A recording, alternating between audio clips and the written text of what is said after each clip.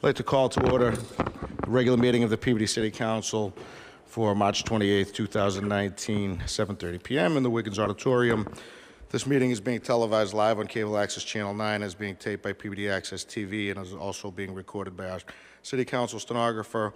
Also, please be advised that there are assisted listening devices for those with hearing loss or those who may not have difficulty hearing due to the acoustics in the auditorium, and those are in the basket right here. Please join me in a moment of silence.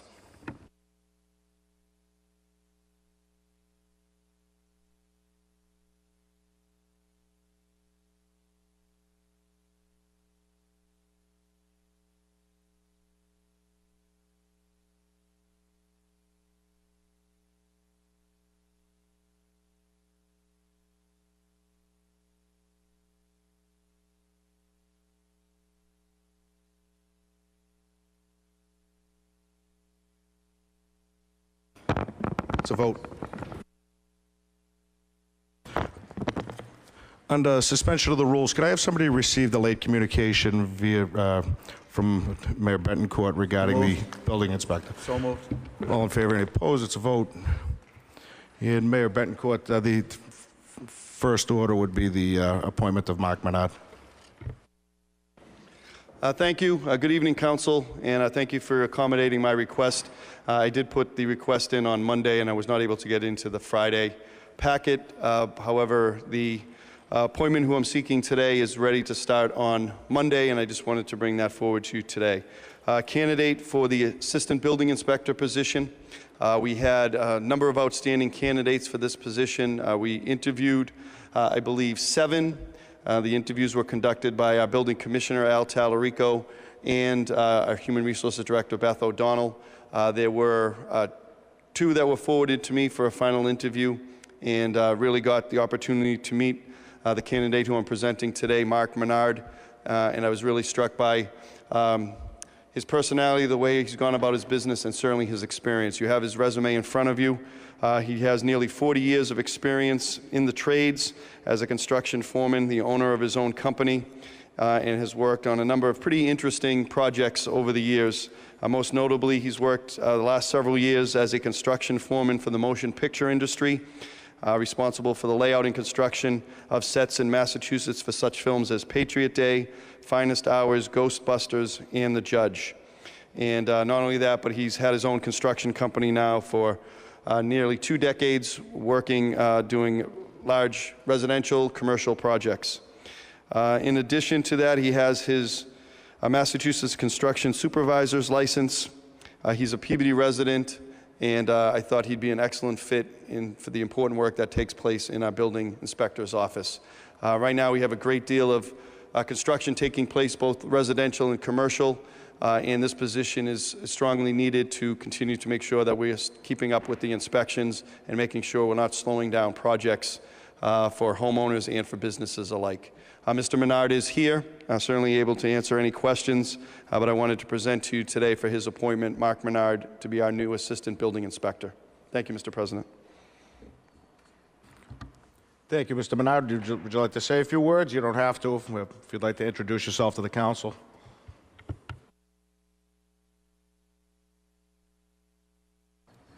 My name's Mark Menard, and I'm very excited about being a building inspector and working for Peabody.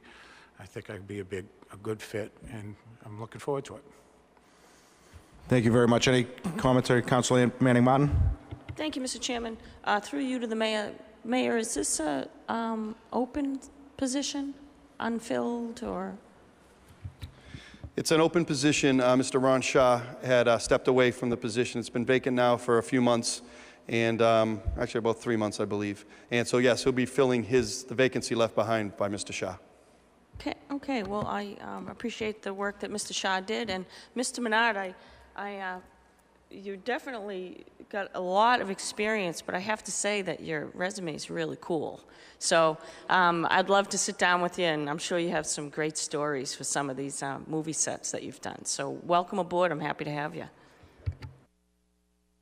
Any other questions from the council? Can somebody give me a motion to approve? Council McGinn.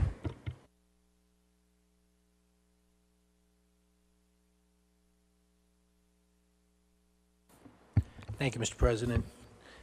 Move to approve the appointment of Mr. Mark Menard, 23 Pocahontas Drive, Peabody, Mass., to the position of local building inspector with a term to one-year term to expire 12/31/2019. So moved. On the motion, roll call vote. Councilors Mitsoulas. Yes. Melville. Yes. O'Neill. Yes. McGinn. Yes. Rozignol. Yes. Manning Martin. Yes. Sasla. Yes. Charis. Yes. Gould. Yes. Gravel. Yes. Turco. Yes. Motion carries 11-0. Congratulations, Mr. Menard. Thank you, Council. Thank you. Next on the agenda, under suspension of the rules, I'm going to move to item 5, reports on committees to Councilor Gravel for Finance Committee from March 21st, 2019. Councilor Gravel. Thank you, Council President. On Thursday evening, March 21st, 2019, we held a meeting here at Wiggin Auditorium. Present for the committee, the Finance Committee, was myself as chair, Councilor Gould, Councilor McGinn, Councilor Rozignol, and all other members of the council who were present also participated. And I believe we had Councilor Melville step in for Councilor Manning Martin. On the agenda was several items. The first item was a bond order for city and school capital requests in the amount of $4,650,000 under very difficult audio conditions. We listened to the mayor explain each item, and we certainly learned a lot about where the intent of the money was to be spent, all for what I believe are very good things and things that are necessary for the city. And a motion was made to approve the $4,650,000 to pay the costs of the following projects, including payment of any costs incidental or related thereto. And I apologize for those of you that the protocol is I have to read these. I'm sorry to bore you, but it's important to get read into the record. Wilson Square Design water lines, $90,000. Water systems improvements, $600,000. Stormwater drainage upgrades, $200,000.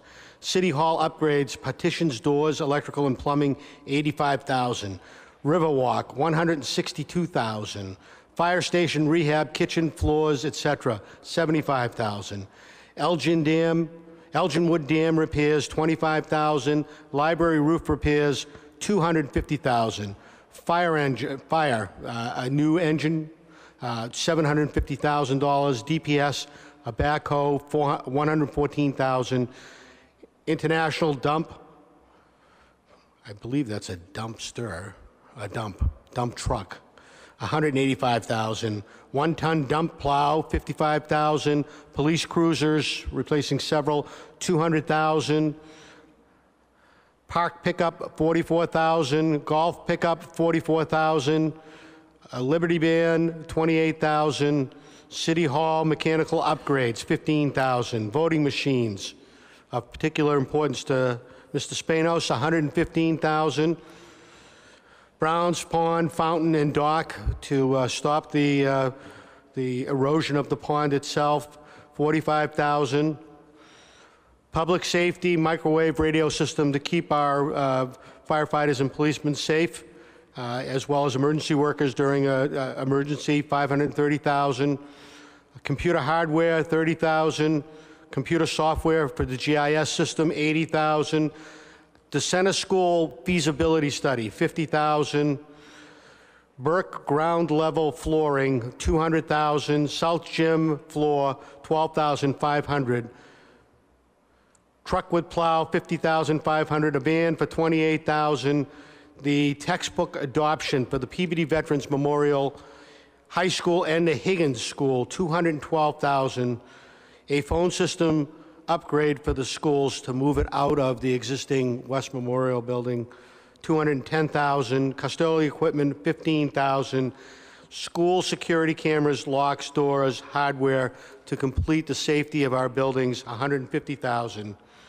Totaling $4,650,000. And to meet this appropriation, the treasurer, with the approval of the mayor, is authorized to borrow said amount under Chapter 44 of the general laws or any other enabling authority, that the treasurer, mayor, and any other city official is authorized to take actions necessary or convenient to carry out the purpose of this order, that any premium received under the sale of any bonds or notes approved by this vote, less any such premium applied to the payment of the costs of issuance of such bonds or notes may be applied to the payment of costs approved by this vote in accordance with Mass General Law, Section 44, Paragraph 20 of the general laws, thereby reducing the amount authorized to be borrowed to pay such costs by a like amount, and that the order be adopted, not as advertised yet. And the order be adopted and advertised. The order be adopted. The order be advertised. It's only taken me 12 years to get this. That was approved by a unanimous vote. So moved. Any questions on the motion? On the motion, roll call vote. Councilors Mitsoulas. Yes. Melville. Yes. O'Neill. Yes. McGinn. Yes. Rosignol. Yes. Manning Martin. Yes. Sasla. Yes. Charist. Yes. Gould. Yes. Gravel. Yes. Turco. Yes. Motion carries 11 to nothing. The next item on the agenda pertain to the water plant at Winona. The replacement of the water plant and the upgrade features that are required. This had been discussed at prior meetings and had been pretty much decided upon. This is the formal motion to carry the bond that allows us to proceed with the plans to rebuild the plant. So the motion was made that $28,612,500, water's not cheap, is appropriated for the purpose of financing the construction and planning of water treatment plant improvements, including without limitation all costs thereof as defined in Section 1 of Chapter 29C of the general laws, as amended, that to meet this appropriation, the treasurer, with the approval of the mayor, is authorized to borrow $28,612,500 and issue bonds or notes, therefore under Chapter 44 of the general laws and/or Chapter 29C of the general law as amended, that such bonds or notes shall be general obligations of the city unless the treasurer, with the approval of the mayor, determines that they should be issued as limited obligations and may be secured by local system revenues as defined in Section 1 of Chapter 29C as amended, that the treasurer, with the approval of the mayor, is authorized to borrow all or a portion of such amount from the Massachusetts Clean Water Trust established pursuant to Chapter 29C as amended, and in connection therewith to enter into a loan agreement and/or security agreement with the trust, and otherwise to contract with the trust and the Department of Environmental Protection with respect to such loan and for any federal or state aid available for the project or for the financing thereof, that the mayor is also authorized to enter into a project regulatory agreement with the Department of Environmental Protection to expend all funds available for this project and to take any other action necessary to carry out the project, and that any premium received upon the sale of any bonds or notes approved by this vote, less any such premium applied to the payment of the costs of issuance of such bonds or notes may be applied to the payment of costs approved by this vote in accordance with Mass General Law, Section 44, Paragraph 20 of the general laws, thereby reducing the amount authorized to be borrowed to pay such costs by a like amount. The mayor would like you to know that this money is actually being borrowed under a special trust fund at a very, very attractive interest rate. The vote was approved unanimously that evening. So moved. To be advertised. So moved. Any questions on the motion? Roll call vote. Councilors Mitsoulas. Yes. Melville. Yes. O'Neill. Yes. McGinn. Yes. Rosignol. Yes. Manning Martin. Sasla. Yes. Charist. Yes. Gould. Yes. Gravel. Yes. Turco. Yes. Motion carries 11 to nothing. As another part of the agenda that evening, and carrying on in the category of water, we had an item on the agenda to appropriate $9,519,770 for the purpose of financing the water system improvements, which included water transmission lines and pump stations. For those that weren't there to hear the explanation, this is to replace some of the aged infrastructure that's in the ground, and also to provide the pressure necessary to feed the water system, particularly in West Peabody, as well as some aspects of Central Peabody. It was quite an interesting discussion, and the motion was made that it be ordered that $9,519,770 is appropriated for the purpose of financing water system improvements, including water transmission main and pump stations, without limitation, all costs thereof as defined in Section 1 of Chapter 29C of the General Laws, as most recently amended by statute in 1998, looks like Chapter 78, that to meet this appropriations, the treasurer, with the approval of the mayor, is authorized to borrow $9,519,770 and issue bonds or notes therefore under Chapter 44 of the General Laws and or Chapter 29C of the General Laws is amended, that such bonds or notes shall be general obligations of the city unless the treasurer, with the approval of the mayor, determines that they would be issued as limited obligations and may be secured by local system revenues as defined in Section 1 of Chapter 29C as amended, that the treasurer, with the approval of the mayor, is authorized to borrow all or any portion of such amount from the Massachusetts Clean Water Trust established pursuant to Chapter 29C as amended, and in connection therewith to enter into a loan agreement and or a security agreement with the trust, and otherwise to contract with the trust and the Department of Environmental Protection with respect to such loan, and for any federal or state aid available for the project or for financing thereof, that the mayor is further authorized to enter into a project regulatory agreement with the Department of Environmental Protection to expand all funds available for the project and to take any other action necessary to carry out the project, and that any premium received upon the sale of any bonds or notes approved by this vote, less any such premium applied to the payment of the costs of issuance of such bonds or notes, may be applied to the payment of costs approved by this vote in accordance with Mass General Law, Chapter 44, Paragraph 20 of the General Laws, thereby reducing the amount authorized to be borrowed to pay such costs by a like amount. That vote was approved unanimously at that meeting. So moved. To be advertised. Any questions on the motion? Roll call vote. Councilors Mitsoulas. Yes. Melville. Yes. O'Neill. Yes. McGinn. Yes. Rozignol. Yes. Manning Martin. Sasla. Yes. Charist. Yes. Gould. Yes. Gravel. Yes. Turco. Yes. Motion carries 11 to nothing. Further that evening, we were presented with a statement of interest that was presented to us by the school committee through the mayor.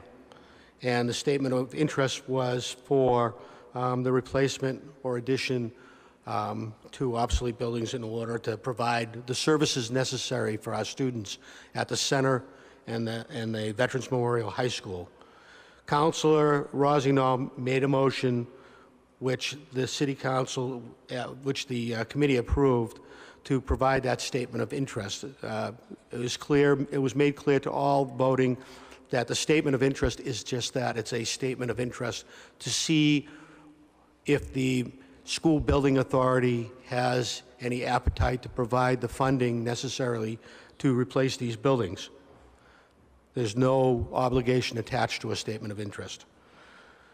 So the motion was, be it resolved by the City Council of the City of Peabody, having convened in an open meeting on March 28th, 2019, prior to the SOI submission closing date, the City Council of the City of Peabody, in accordance with its charter, bylaws, and ordinances, has voted to authorize the superintendent to submit to the Massachusetts School Building Authority as priority to the statement of interest form dated March 28, 2019 for the Center School located at 18 Irving Street, Peabody, Massachusetts, which describes and explains the following deficiencies and the priority category for which an application may be submitted to the Massachusetts School Building Authority in the future.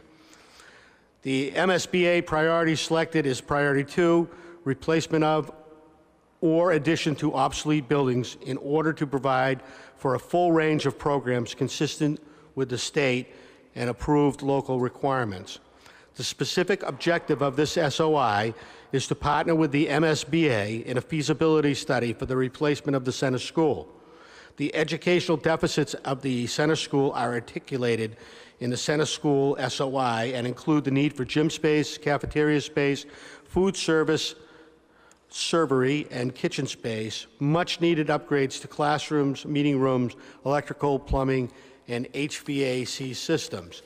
And the city hereby further specifically acknowledges that by submitting this statement of interest, the Massachusetts School Building Authority in no way guarantees the acceptance or approval of an application, the awarding of a grant, or any other funding commitment from the Massachusetts School Building Authority, or commits the city to filing an application for funding with the Massachusetts School Building Authority. So moved. Councilor Gravel, if there's no objection, I did want to extend the courtesy to Superintendent Murtaugh before we vote on the motion, if she does want to say anything to the council regarding the motion. And I also wanted to recognize School Committee Member Arnottis and School Committee Member Hockman and School Committee Member Mrs. Dunn. But any objection to Superintendent Murtaugh? And Superintendent Woman, I don't have any Ms. Carpenter. objections. There's an old rule in sales, though, when it's sold, don't oversell it. I just wanted to extend the courtesy. There's no need for it if that's the case. Mr. Chairman? Brandy Carpenter's here. I did just catch Miss Carpenter in the back, and thank She's you, hiding. Superintendent She's Woman. Excuse me, School Committee Woman Carpenter. Okay, no comment from Ms. Murtaugh. Roll call vote. Councilors Mitsoulas. Councilor McGinn. Thank you, Mr. President. Just on the motion, I think, through you to Councilor Gravel, I think you may have inadvertent. I know it's very important that it be read accurately, and I think you may have It's inadvertent. priority 2, not priority 7. Is that correct? That's correct. That's not the priority that we set citywide. Isn't that an MSBA? That's an classification? MSBA. It is, We okay. have it mislisted in here. It's priority 2. So the draft was incorrect. Correct. Thank you, Councilor Gravel. Thank you, Mr. President. The reading in the minutes to priority 2, please. The second paragraph, yes. On the motion. Roll call vote.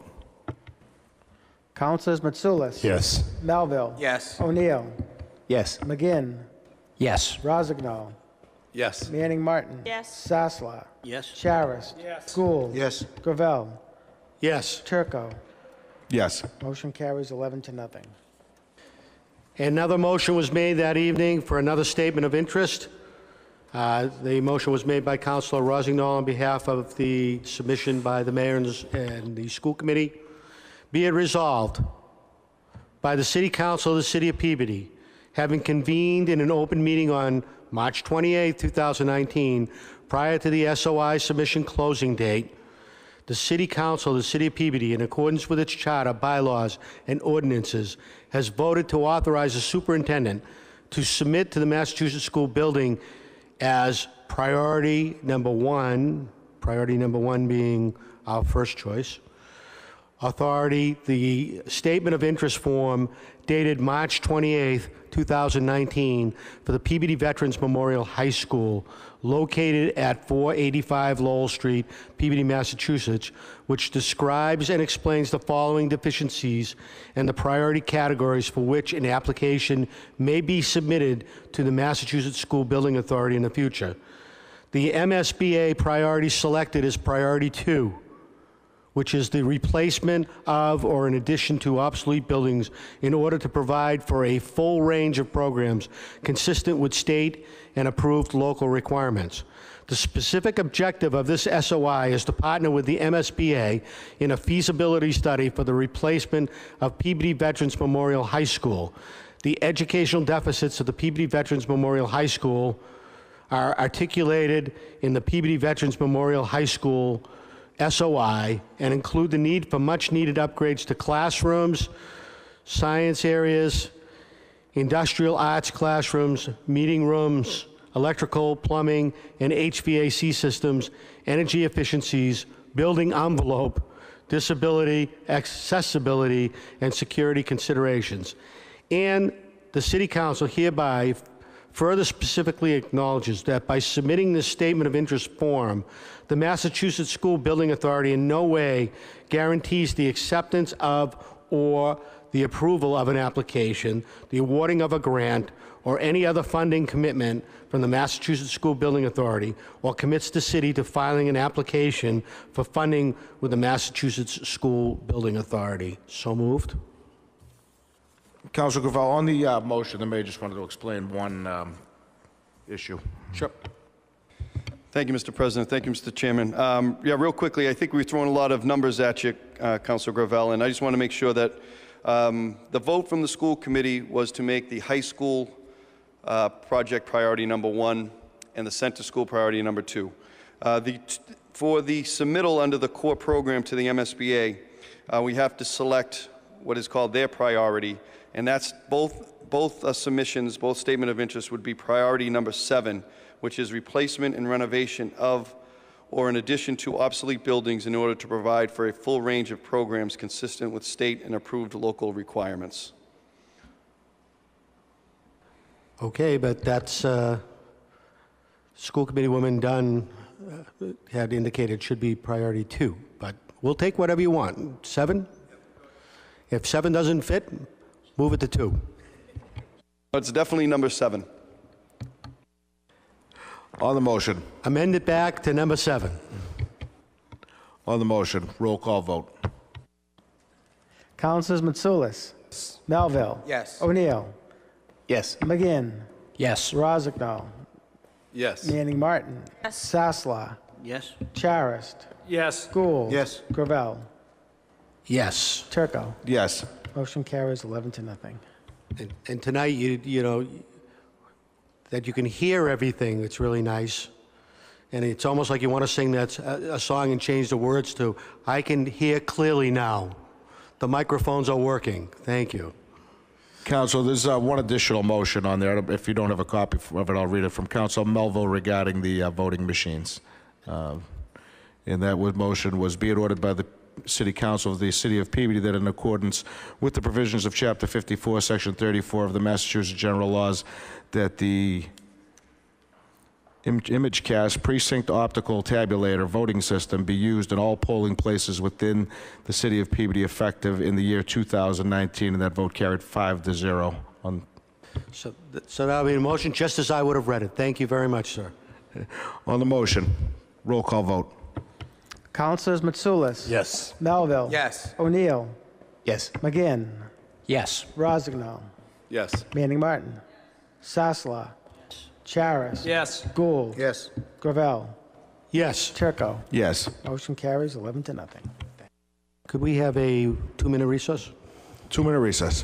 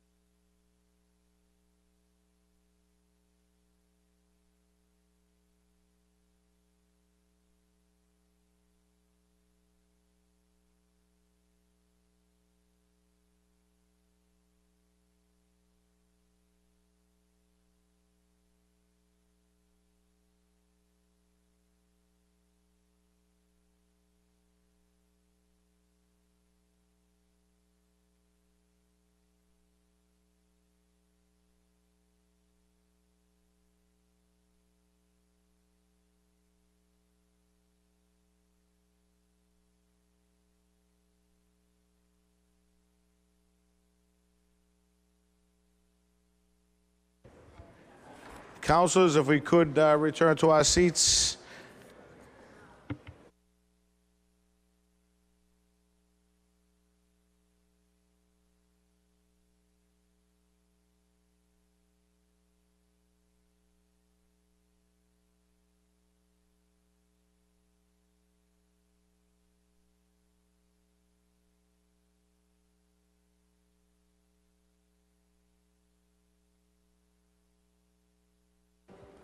Thank you, councilors. We will move to item 4A on the agenda. The clerk will read the notice. Notice is hereby given that the City Council of the City of Peabody will conduct a public hearing on Thursday evening, March 28, 2019, at 7:30 p.m. in the Franklin Wiggin Auditorium, City Hall, 24 Lowell Street, Peabody, Mass., on the application from Boyd Cycles, 25A Walnut Street, Peabody, Mass., requesting the transfer of a Class II motor vehicle license at said 25A Walnut Street, Peabody, Mass. Peabody City Council, Councilor John G. Turco, City Council President. Sir, could you just state your name and address for the record? My name's Ron Boyd, and my business is located at 25 Walnut Street in Peabody. Thank you, and it's pretty self-explanatory what you want to do, so if you don't mind, I'll move to... is anybody in the audience here to speak in favor of this petition? Anybody here to speak in favor? Anybody here to speak in opposition to this petition? Seeing none, Councilor Mitsoulas. Thank you, Mr. Chairman. We're all familiar with Mr. Boyd. He was before us a few weeks ago.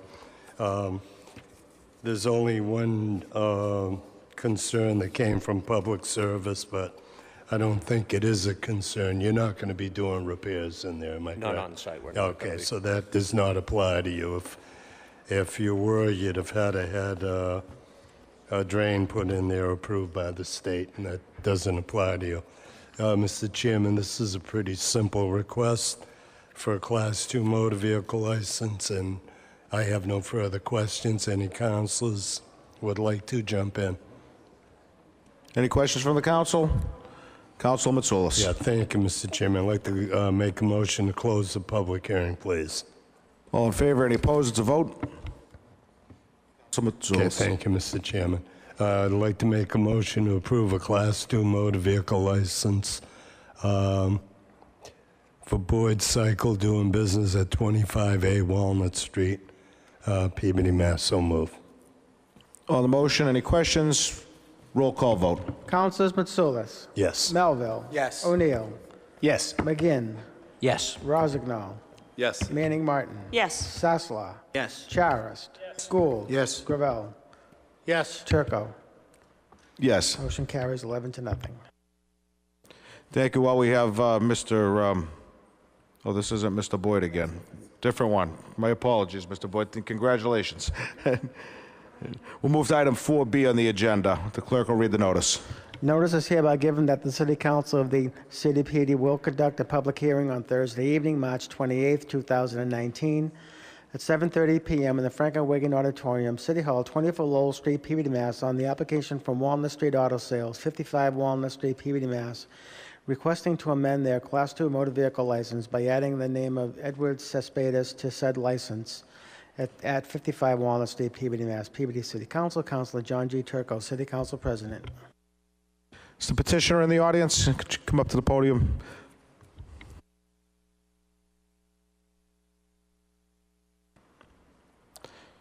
You could press the button in the middle and please state your name and address for the record.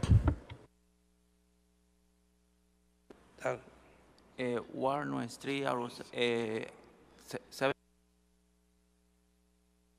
Sir, you don't have to hold the button. You could let go of the button. Press it one more time. It looks like we have a dead battery.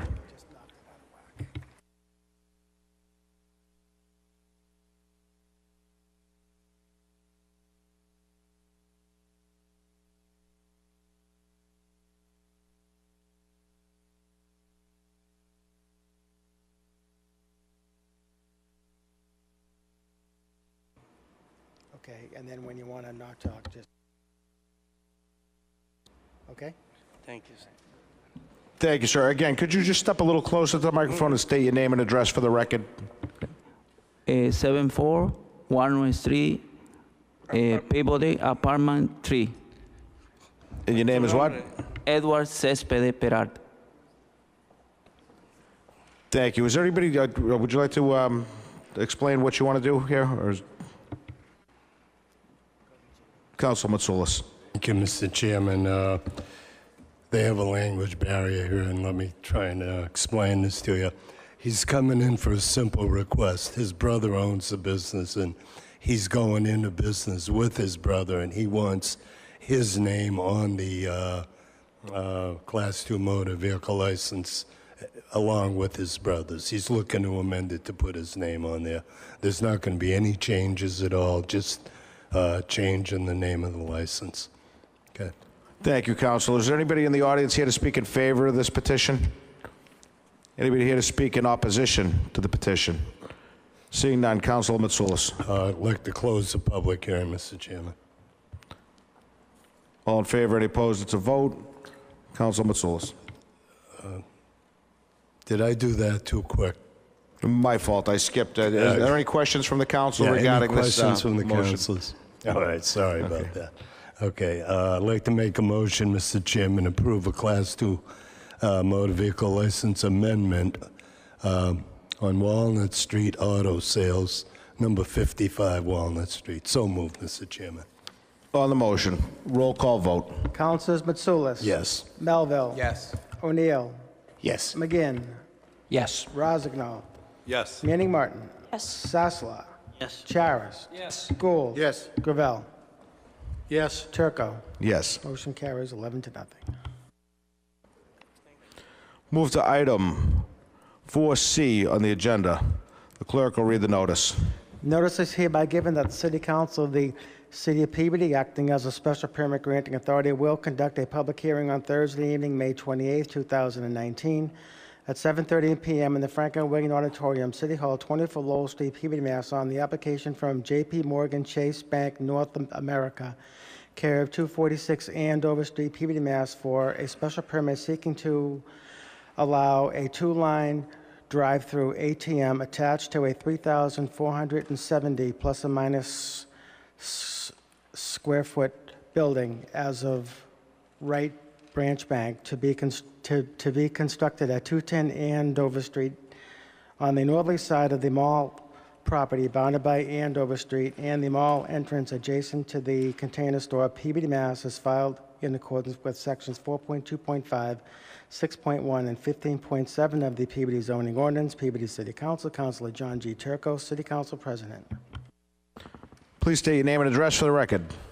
My name is David Ankeles. I practice law at 246 Andover Street, Peabody, and I represent the petitioners here, the landowner, Simon Properties, and the tenant, J.P. Morgan Chase Bank, in this request for a special permit to allow a two-lane drive-through ATM, which is attached to a branch bank built and allowed as of right on the northeasterly side of the North Shore Mall as it faces and abuts Andover Street. I provided the council with an 8.5 by 11 plot plan which details parking, traffic flow, the building footprint and location of the ATM, and a larger plan detailing the balance of the development on the northeast side, the Sears side of the mall. The branch will be open from 9 to 6 weekdays and 9 to 1 on Saturdays. It'll be closed on Sundays. There will be 4 to 6 employees on site.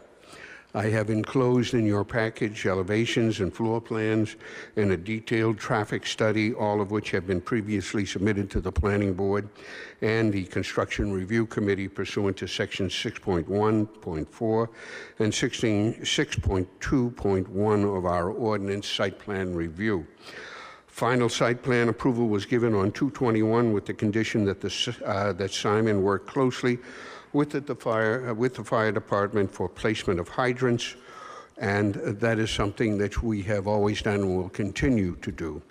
I believe this simple use satisfies a desirable local need, that its design and appearance are appropriate, not injurious to the established or future character of the neighborhood, and that it is in harmony with the general purpose and intent of our ordinance. And I ask for your approval, and thank you for allowing me to be brief. Thank you, Council. That was about 3 hours shorter than your circus presentation, so it was great. I was reminded of that repeatedly tonight. Is there anybody here in the audience to speak in favor of this petition? Anybody here to speak in favor? Come right up, ma'am. Come right up to the podium, ma'am, so we can get this on the record. Thank you very much. And please state your name and address when you get there. Very good. There's just one question, you gentlemen. Could you just state your name and address for the record, Miss First? Paula Pinnell, 18 Essex Green Lane, Peabody. You all talk so fast. Where is the bank going to be? I know within the mall, but at what entrance? Is it coming in? You can answer it quickly. Coming in from where Sears used to be? Coming in where you all talked very fast around it, so I missed it. It's, I'm sorry if I confused you, but we have a plan here. At any rate, basically, if you come in from Andover Street, the Container Store is going to be to your right. This is to your left in the area in front. You're welcome. Is there anybody in the audience to speak in favor? Anybody in the audience to speak in opposition to the petition? Come right up, Mr. Donovan. Please state your name and address for the record.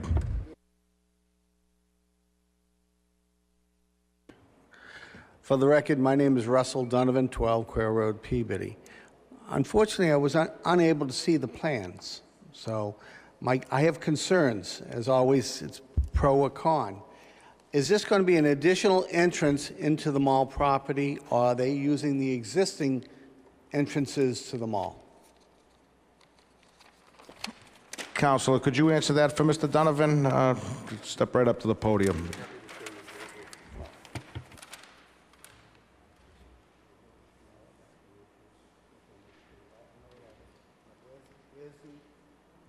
Where is the entrance to the back? From the existing mall property? Yes. Okay. Inside, yeah. Okay, gentlemen, you know what? My fault. We'll address your questions during the hearing. So Thank you. Continue. Any other questions, Mr. Donovan, regarding Yes, I do, because number one, as you know from the city zoning, as a matter of right, they have a right to put a bank there.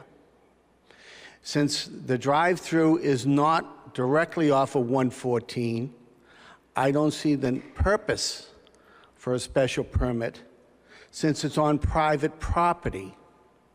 It's not city land. It's not entering, it's not coming off of 114. I don't see the purpose of it, other than in reading the public notice, they asked for a special permit as right. And as for those who haven't been at the city council for too many years, I've been here for a number of years on public hearings, there was a lot of comments about drive-throughs, especially off of 114 and Route 1. And in the old days, special permits were grandfathered, much like a liquor license. There were saleable goods. I remember Councilor Diakos years ago when there was a proposal for a bank on Route 1 that was taking over from Burger King. The comments were made such as, if the increase in traffic from a bank is very low, but if it was a drive-through for a fast food chain, aka Dunkin' Donuts or McDonald's, it would severely impact the traffic flow on the highway or 114. So as the city council knows now, we put a sunshine clause in the special permits that it was for the applicant only. And that if a new applicant took over the property, he would have to come before the city council on his merits to get the special permit reapproved, because there is a severe impact. Anybody who drives down 114 knows how bad that traffic is. Now, the drive-through here is on private property. It's not, the egress is not changing on 114. They're not going to have a cut-through, per se. So on those conditions, I'm not opposed to it, other than the fact that as a matter of right, the legal questions come up, whether or not you're going to grant a special permit infinitum for a bank or a future property owner of that building. So that's my concern. Thank you very much. Thank you, Mr. Donovan. I'm sure Council Trust will address your question during the hearing. Anybody else in the audience to speak in opposition to the permit? Seeing none. Council Trust. Thank you, Council President. To Councilor Ankleys, on the map of the 1, 2, 3 exits and entrances, the one closest to the building, is that needed because it's so close to the left-end straight turns? If you were coming out that exit and if you want to get into the left turn only, is that, to me, it looks kind of really close to that getting over to the left side when the other cars are coming down, like on you. Could you eliminate the 1, 2, 3 and have 2 that's further away from the turn? I'm not sure what you're referring to, Councilor Shrest. Are you referring to the exit out onto the ring road? Yeah, on the mall property. So if you're coming out of the bank, you have to stop, stop, stop.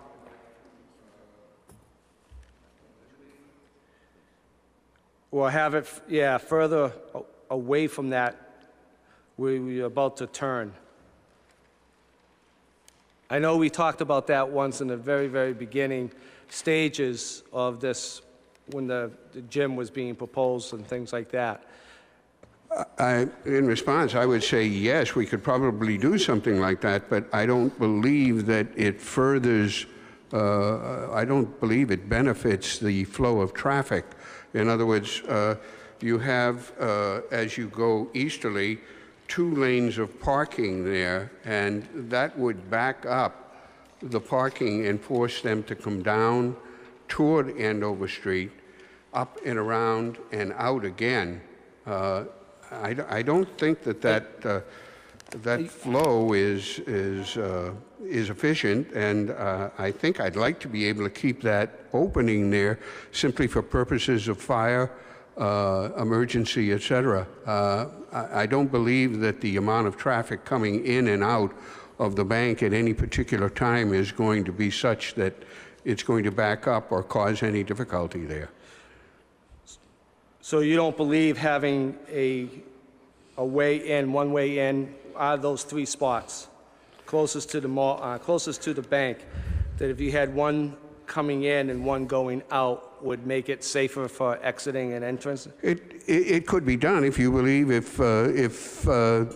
I think we have a traffic study that was provided, a very in-depth traffic study that accompanied this application, and this appeared to be the most efficient flow. If it were the recommendation of the police department or the fire department, we could certainly do it if that's something. Sure. All I'm asking is if you would ask that question. I'm no expert myself, but I'm just looking at the three entrances and exits, and the last one to the right, the far right, that it seems to be close to where the left turn only would begin, and the straight turn is, they split right there. And I know it looks like there's a medium strip in between both roadways, so they're not going to be able to come across. If they came in the entrance from 114 and kept to the left, they're not going to be able to turn into those 2 entrances because looks like a medium strip there. Am I? Councilor, that is not a median. That deceleration lane, I believe. DYCL refers to a deceleration lane. You'll be able to come out and go left or right, but if you believe that you would like to have right turn only at that, is that what you're saying? That could be done. Right. So the double line that divides each way is not any kind of a medium strip or anything? No, that is not a median strip. That is that's just simply a notation on the plan that is painted. It's a painted solid line, and it's referred to as a deceleration lane, DYCL. So the painted solid lane, would that mean do not cross? So Correct. someone who's coming out of the parking lot should not be taking a left outside of that and exiting and crossing over that double line? Yes. In other words, it's a solid line. Technically, when you're coming in and you're going east, there's a broken line at the third entrance. Yep. And hopefully people will follow that and come in. But I think you and I also know that no matter what you do with regard to signs of that nature, if you say no left-hand turn, it's not going to happen. It's simply the same thing that happens up on Route 114, where you have restrictions saying no left turn so that people don't cross the median. No matter what you do, it's... Yeah. Well, again, it's only a suggestion that you ask your traffic study and the police if that's something they should take a look at. That's all. Like, again, I'm no expert, but I'm just looking at that now. We'd be happy to do that in furtherance of our existing study. Go to Scott Richards and the local traffic control and ask them whether or not this is something that they think should be done, and whatever they recommend is what we would be happy to provide. Thank you on that. Again, I see that you have some requests by the fire department, and you already addressed that. So I have no further questions on that. On the question that Mr. Donovan had asked about the special permit, do you have any answer on that? Because I certainly don't. Maybe the council president would open that up too. I don't understand if it's... No, I thought the ad was pretty clear. We have a right to build a branch bank, and we're simply advertising for an ATM, which is attached to an as-of-right use.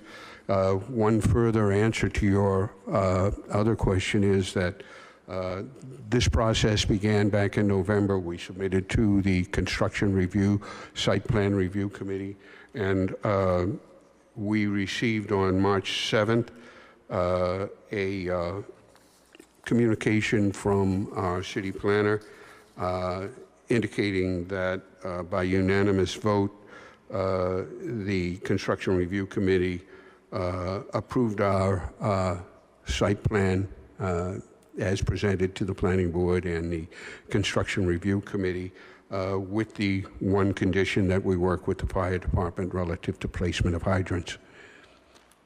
Again, on the branch itself, highly respectable, something exciting. They're coming here in Peabody. We know when banks come to the cities and towns, they bring money with it, and I do appreciate that thought. So I have no other questions. Thank you. Councilor Saslow. Thank you. So just a couple of questions. Looking at where the container store is and where people coming off of 114, are you redesigning that? Because if I remember correctly, it was traditionally kind of like a three-way intersection with stop signs. Is that being totally redesigned, it looks like?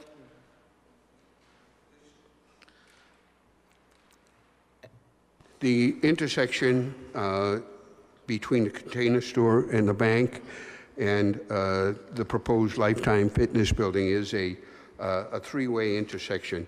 There is, as you come off of Andover Street, you can go either east or west. There is no stop sign there.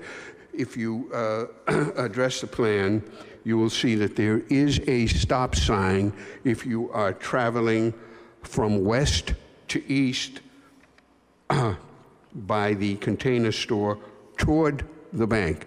So that would be the only stop sign. We're trying to, we tried very hard to alleviate some of the congestion there and to rework the intersection. This is the recommendation that the traffic department from the city of Peabody and our consultant came up with in order to hopefully remedy some of the congestion there by putting only one stop sign and making sure that people who come in don't stop. Some people tend to come in off of Andover Street and automatically think that they have to stop. Hopefully, the signage and the way the curve is constructed will stop that and alleviate any of the congestion and backup from that intersection toward 114. Thank you. Mr. Whiting, just maybe you could, so what is the time frame here? Because this is a major, what is the time frame for this reconstruction of this intersection? The intersection work is actually getting ready to be undertaken now as part of the Lifetime Fitness project. Okay. So when Lifetime's project was presented to the city, probably the single largest issue that had to be resolved was how could traffic coming off of 114 be expedited onto the property to relieve some of the delay backing up onto 114. So there were several reiterations of the design, and this was the design that was finally accepted by the city. Okay, and I also see on the map, so the bank is going to be a brand new building. I see to the west, actually it's to the, I believe to the east of the map, another retail 6,057 square feet. That's a projected, that's not, nothing's there right now, that's just projected down the line, I assume? That is just projected proposed. There's nothing there now. Thank you. So following on what Councilor Charis said, you have the three exits from, we're going to say, those two buildings. The only thing I disagree with, Councilor Ankley, is I understand that people necessarily aren't going to abide by all of the laws, but I do think those two exits that are coming out, even though you have the solid double line, I do think that you should put signs there that do say no left turn, or that indicate that you can't take a left, you have to take a right. If you want to take a left, you have to go down to the third area where you basically, that's where you're legally telling people if you want to go left, the double line opens up. So it's legal to take the left. So I think that you should put no left-hand turn, because you can't. But if they can't, the problem is if you have traffic backed up, people can't see the backhand, the double-hand line. They get out there, they inch out, they want to go left, they shouldn't be. So I think that just, you know, in the interest of safety and trying to move traffic, you should put no left-hand turn there. Do you understand what I'm saying? I understand completely what you're saying, but I'm not an expert, and this is what the experts recommended. I'll be happy, as Councilor Charis suggested, to go back to the police department and our traffic people, and if in fact they recommend that we put no left turn there, I'd be happy to do it. If they recommend against it, I'd prefer not to do that, simply because, again, I'm not the expert, they are. And if you would like to make that a condition, I'd be happy to address it with our local department. I would like to make that with as long as the ward council feels that that's appropriate for the area, because I do think it is. And then the only other question, I see a lot of snow storage. Traditionally, you've had all the snow storage where the Big Apple Circus is, and obviously you're moving it. Actually, I do believe right now where that bank is, I was there last night, you're putting some snow storage there now to utilize and clean up where the circus is going. Assuming the circus is a success, if they come back next year, do you see this area where it says say snow storage? Is that going to be you know, pile high, or are you going to try and move it different areas across the mall? I'm just curious about that. Typically, the parking lot where the bank is going would absorb the snow storage that would be coming from the legal seafoods lot. It's pushed down the hill and then over into that lot. So the question becomes for us, you know, where do we relocate that accumulated pile? We do not, because it's extremely expensive, typically truck, haul, relocate snow from one section of the mall to another, unless we're, moving it from a parking lot, let's say, that's close to Macy's, where we need to create capacity for parking for consumers. So generally, we can pile snow and let it melt out where it naturally accumulates from plowing. Where we, have plowed snow, for instance, for the circus, you see an accumulation behind Barnes & Noble, and that was directed, was plowed up there from the lower lot by Macy's. So we did haul snow at the circus's expense elsewhere onto the property, but it was not trucked off the property. I have no further questions. Thank you.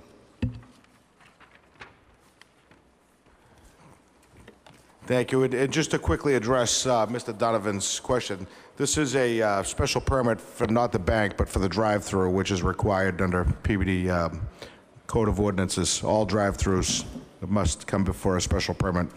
So with that, no further questions from the council? Council Charest. Thank you. I'd like to close the public hearing. And before I close, I just want to make one point.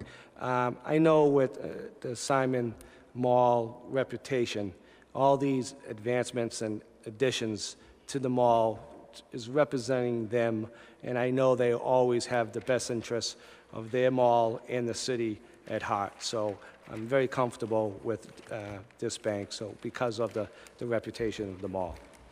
Thank you. With that, I'd like to close the public hearing. All in favor? Any opposed? It's a vote. Council Charest. I'd like to move in favor with the conditions to approve the J.P. Morgan Chase Bank at 246 Andover Street, Peabody, for a special permit to allow two-lane drive-through ATM attachment to a 34,070-plus square foot of Right Branch Bank to be constructed at 210 Andover Street, northerly side of the mall, bounded by Andover Street and the mall entrance adjacent to the counter store, Peabody, Mass. So move with the condition that they go back to traffic experts, private and the city, with it asking for the recommendation of that, let's say the two entrance and exits closest to the bank for their opinion for a sign location if saying no left turn, and go with their recommendation. So move. On the motion, roll call vote. Councilors Mitsoulas. Yes. Melville. Yes. O'Neill. Yes. McGinn. Yes. Rossignol. Yes. Manning Martin. Yes. Sasla. Yes. Charist. Yes. Gould. Gravel. Yes. Turco. Yes. Motion carries 11 to nothing. Thank you. Thank you, gentlemen. We'll move to item 4D on the agenda. Will the petitioner, is there a petitioner in the building? 4D, Sequoia Builders. The clerk will read the notice. Notice is hereby given that the City Council of the City of Peabody, acting as a special permit granting authority, will conduct a public hearing on Thursday evening, May 28, 2019, at 7:30 p.m. in the Franco Wiggin Auditorium, City Hall, 24 Lowell Street, Peabody, Mass., on the application from Sequoia Builders, Inc., 33 Columbia Street, Swampscott, Mass., for a special permit seeking to allow the office and shop of a contractor at 58 Foster Street, Peabody, Mass., as filed in accordance with sections 4.2.5, 6.1, and 15.7 of the Peabody zoning ordinance. Peabody City Council, Councilor John G. Turco, City Council President. Please state your name and address for the record and what you'd like to do. Susan Malhoit, 601 Turnpike Road in Rowley. I'm representing Derek Peterson, owner of Sequoia Builders, and we're requesting a permit to occupy the building at 58 Foster Street to run the construction operations as well as a cabinetry and woodworking shop. Thank you very much. Is there anybody in the audience here to speak in favor of this petition? Anybody in favor? Anybody here in the audience to speak in opposition to the petition? Seeing none. Okay. Well, Mr. Donovan, I thought you were waving goodbye, but you're coming back up to the podium. So come right up.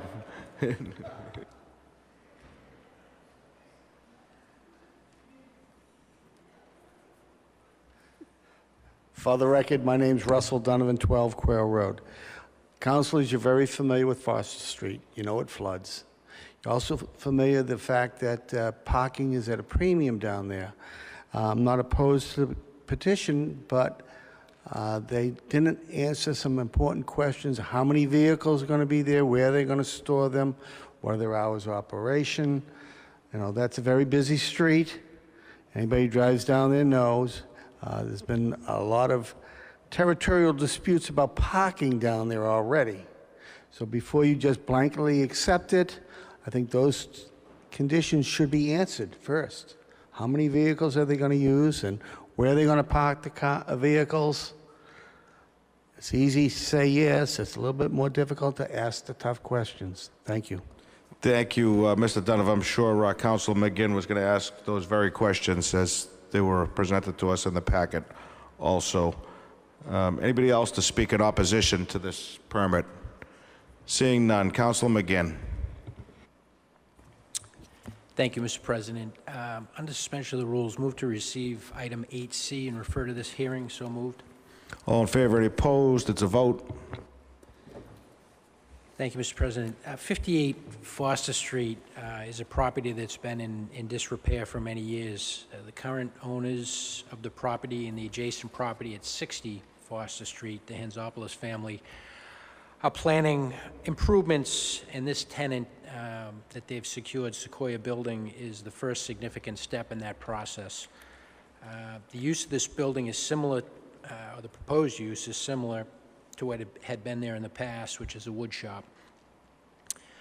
Of most interest to me, however, is the commitment to renovate the exterior of the building, which is in much need of attention. This is anybody that needs to calibrate here. This is across the street from Metrobol. And I know in conversations with the building owner, Ms. Hanzopoulos, they are also equally delighted that they have secured a commitment from their tenant to act, who is a contractor, to actually do the upgrades to the property, the exterior, what we'll all see going by.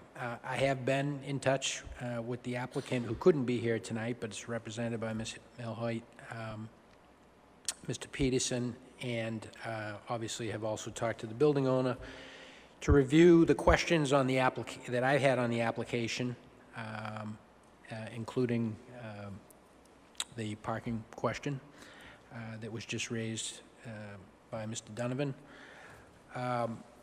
And there were other questions raised by the Health Department, DPS, the Conservation Commission, and Community Development in the item that we just received a moment ago, item 8C. I do not, from a parking perspective, see this as a vehicle-intensive use. You'll see in the application that the company's got 16 employees, but in talking to the applicant, Mr. Peterson, most will not be working out of the shop. They'll be out in the field, and I've been told that typically it'll be Mr. Peterson and another maybe 2 employees plus an office worker on an as-needed basis. So this is not a shop that will be occupied during their full hours of operation, which are specified in the application. So again, I think that there is adequate on-site parking to accommodate the limited number of employees that will be working out of the facility on a regular basis. I have proposed a number of conditions to the applicant to address a number of the issues that were raised by the department, and they're fully agreeable to those. So I support this application, and at this time I defer to other councilors. Council Melville. Thank you very much, Mr. President. I was, when I got the packet last Thursday and saw that this was in there, it happens to be something Councilor McGinn can attest, that I've spoken to him before I was on the council, and now while I've been on the council, as a couple of parcels that I think really needed to be addressed. And I'm very pleased to see this being done. I think that the applications that are submitted ask many of the tough questions, and I think that we as a council are more than willing to ask those questions. I think this is a great example of a positive development down there. We're asking a number of property owners to invest in their properties, and I think that this is going to just add to that. It was clearly a couple of parcels there that required and needed some updating and needed some businesses to go in there. So I would concur with much of what Councilor McGinn said on this, and I think that this is a great improvement that will be going down there. At least see these buildings get updated and improved on the outside for all of those down there that have made the investment. And I think that this is a positive approach. So I'd be supportive of this tonight as well. Thank you. Councilor Gravel.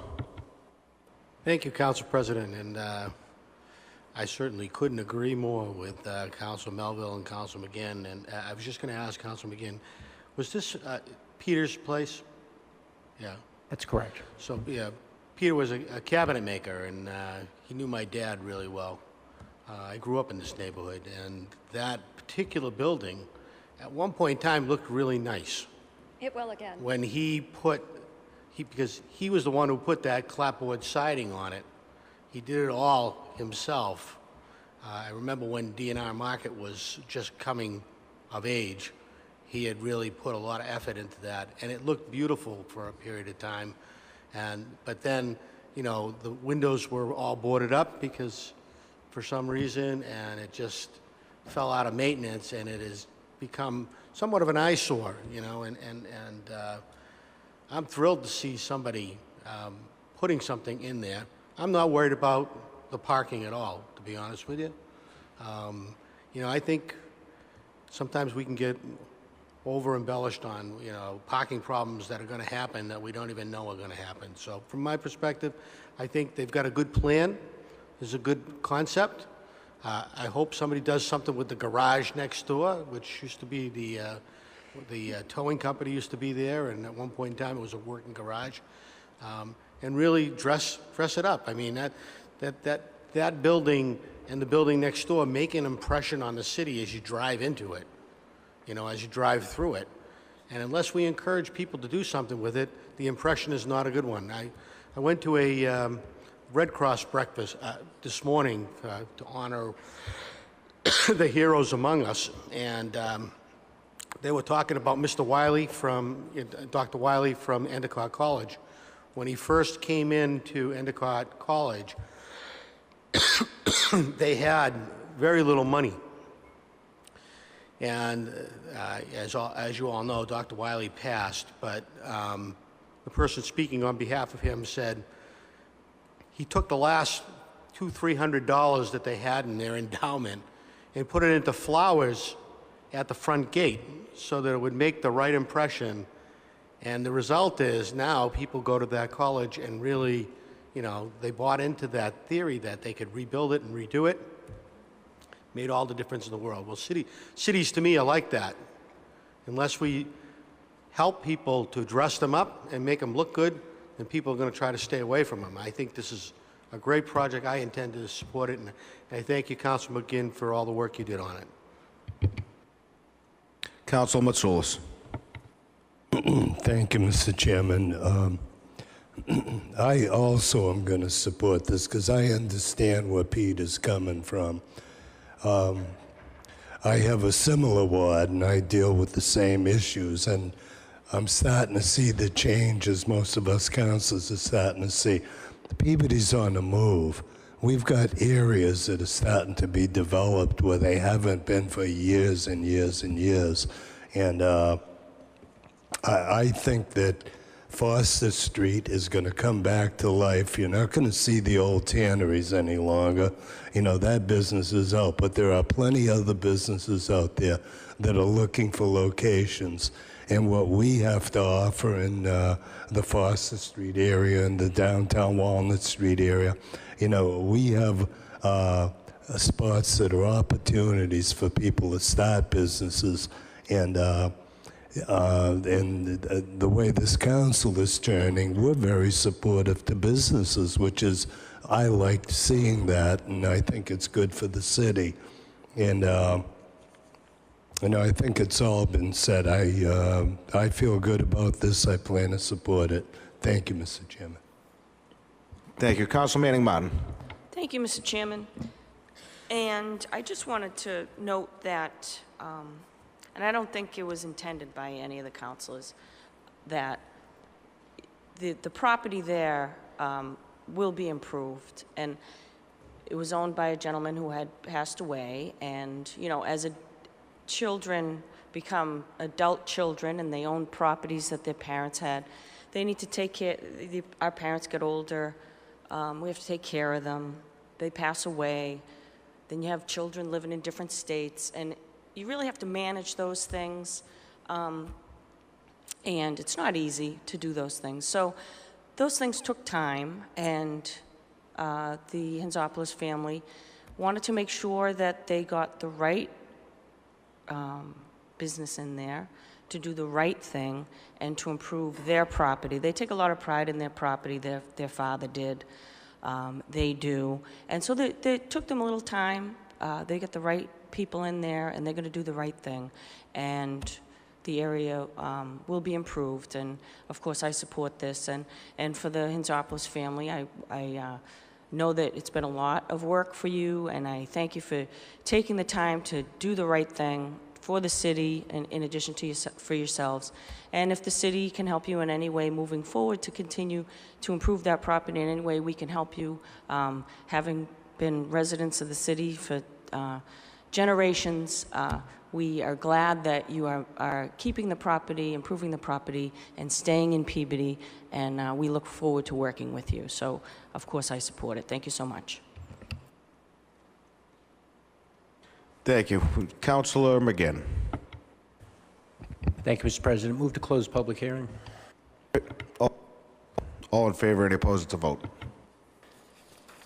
Thank you, Mr. President. Move to approve the application from Sequoia Builders, Inc., 33 Columbia Street, Swampscott, Mass. for a special permit seeking to allow office and shop of contractor at 58 Foster Street, Peabody, Mass. as filed in accordance with sections 4.2.5, 6.1, and 15.7 of the Peabody zoning ordinance with the following conditions.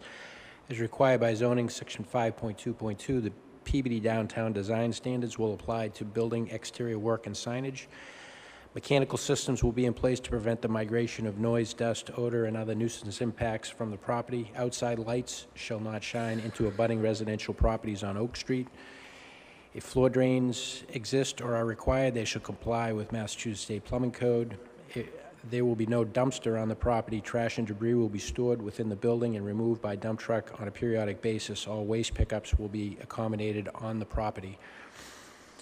All deliveries and shipments will be accommodated on the property. All materials will be stored within the building. No vehicles will be stored in the exterior of the property during non-business hours of operation. Any outside work will require Conservation Commission review as the property is located in a FEMA flood zone AE. In accordance with the special permit application, business hours of operations are 8 a.m. to 6 p.m. Monday through Friday and 8 a.m. to noon on Saturday. Alleged violations of special permit conditions may result in show cause hearing of the City Council. So moved. Any questions on the motion? Roll call vote. Councilors Mitsoulas. Yes. Melville. O'Neill. Yes. McGinn. Yes. Rozignol. Yes. Manning Martin. Yes. Sasla. Yes. Charist. Yes. Gould. Yes. Gravel. Yes. Turco. Yes. Motion carries 11-0. Thank you. We're going to move to item 4E on the agenda. The clerk will read the notice.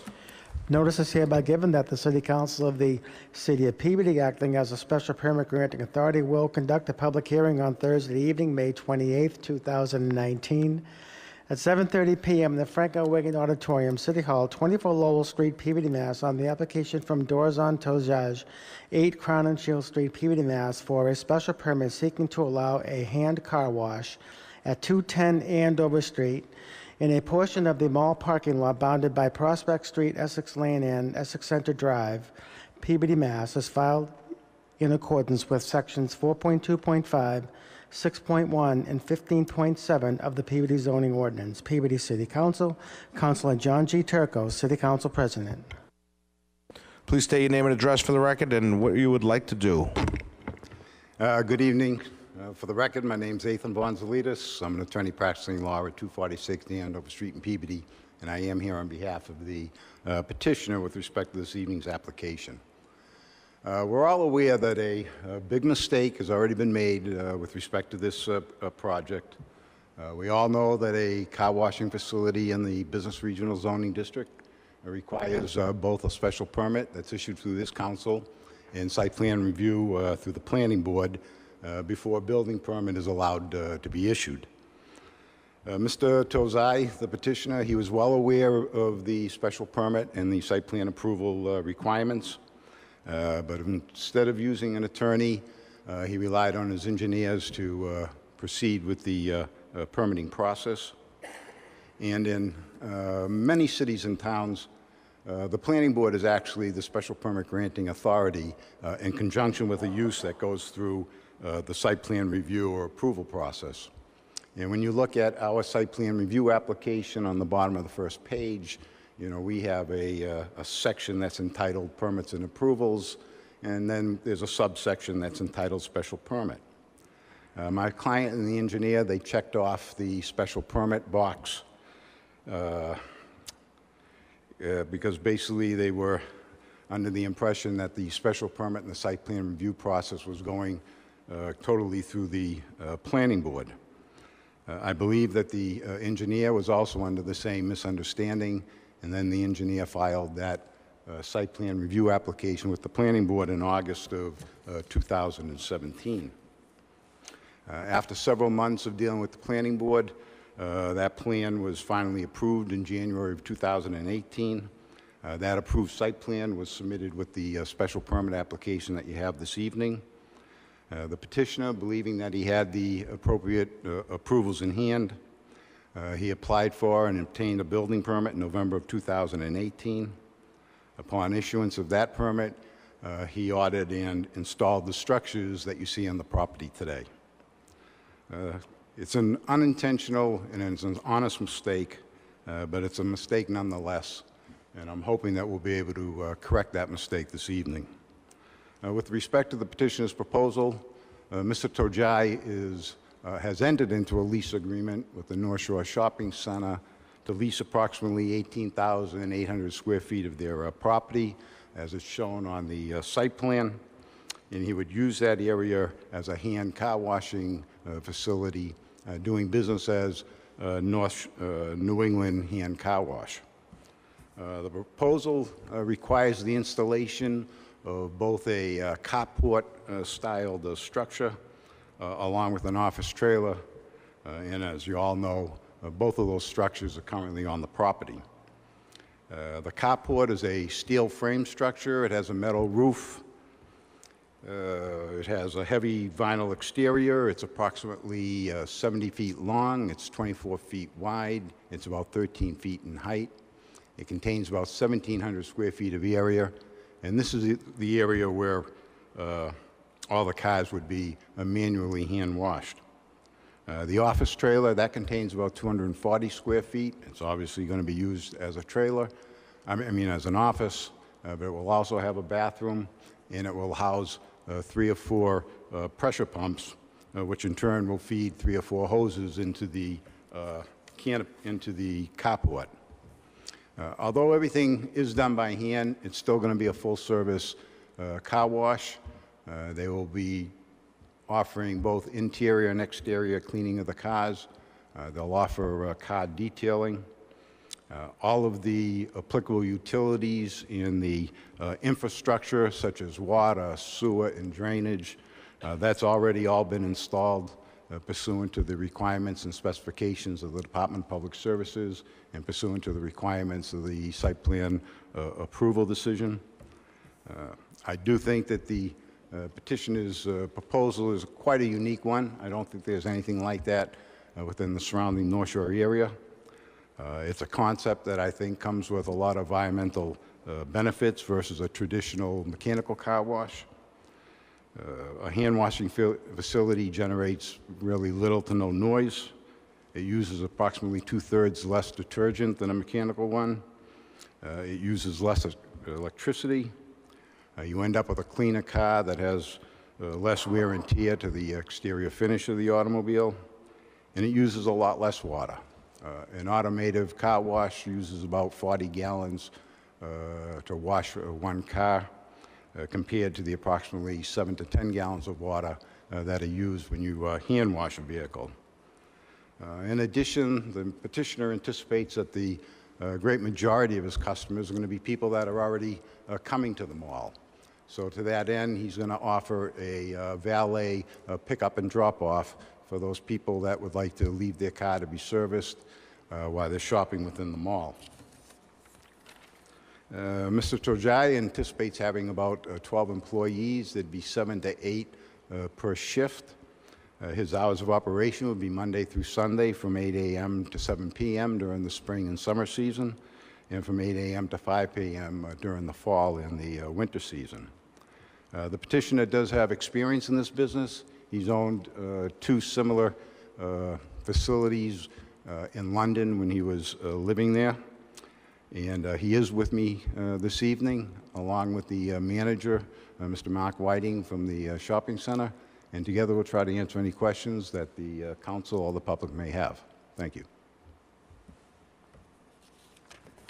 Is there anybody here in the audience to speak in favor of the petition? Please state your name and address for the record. Hi, my name is Aleko Pashai, 6 Kisman Street, Beverly. I'm here tonight to support Dorian, and I'm very proud of that one because he's a great person, a hard worker guy, he's a family guy, and I think that's a good opportunity for the great community for Peabody to have another member like him. But for me, I was thinking the most important thing, his business is going to be very helpful. Everybody know how less time we have on, because we're working. Sometimes we don't have time even to wash the car. So going there for shopping, we can leave the car and go inside and make our shopping and coming back, and that's going to be very easy. So I think that's very helpful. So I just was saying he deserves a chance to show who he is. Thank you very much. Thank you, sir. Anybody else in the audience to speak in favor of the petition? Mr. Whiting, please state your name and address for the record. Mark Whiting, the general manager of the North Shore Mall, 210 Andover Street. I just want to make sure that, first of all, that I do come out, as I did when I met with the planning board about a year ago. The operator came to us and entered into a 2-year, what we consider to be a temporary lease, and we view the use as an amenity to the property. And I believe that what's unfortunately occurred is a misunderstanding as it relates to the permitting process. When I came in front of the planning board as the landlord, I reviewed the use and I came out in favor of the use. Our leases require the tenant to meet all state, federal, and local codes and requirements. And after I appeared before the planning board, I always recommend, as I think I've always demonstrated, that when it comes to a special permit, that a tenant engage a local attorney. And I believe that's where there was a disconnect, because our next stage as far as the landlord goes is that we look that when the tenant comes back that they have received, in fact, a building permit before we allow them to obviously engage in any type of construction on the property. And when that was presented, we then went back over his business plan and kind of design, and there were some recommendations for revisions. One thing I will absolutely note that, and I think it's been demonstrated by the tenant, is that he was not allowed to operate at any time when water would be discharged off a vehicle or off the lot into Essex Street, because we felt that it would be a safety issue.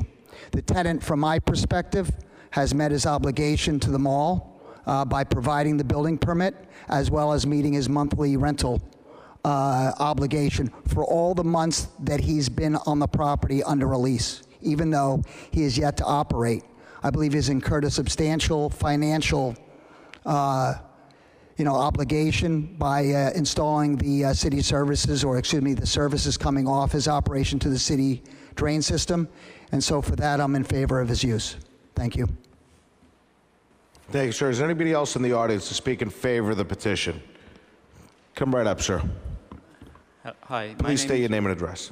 My name is Dorian Tozai, and my address is 8 Crowninshield Street. That's in Peabody, Massachusetts. First of all, I want to extend an apology to everybody who is here, and I've met quite a few of them on the process, on the 2 years process, and they've all been very helpful, and I'm really, really sorry to have put them through this situation. And it has been interpreted as if I didn't know that there was needed a special permit. I did know that there was needed one. I was told so at the beginning. However, I truly believed that on the meeting that we had here with the planning board, both the documentation was granted at the time. That was my mistake due to inexperience, new to the country, and through that I put my family in jeopardy, in financial jeopardy, and I also caused a lot of trouble to some people who have been very encouraging and helpful here. So that is all I can say. Thank you. Thank you very much, sir. Is there anybody else here to speak in favor of the petition? Anybody here to speak in opposition? Come right up, ma'am. Please state your name and address for the record.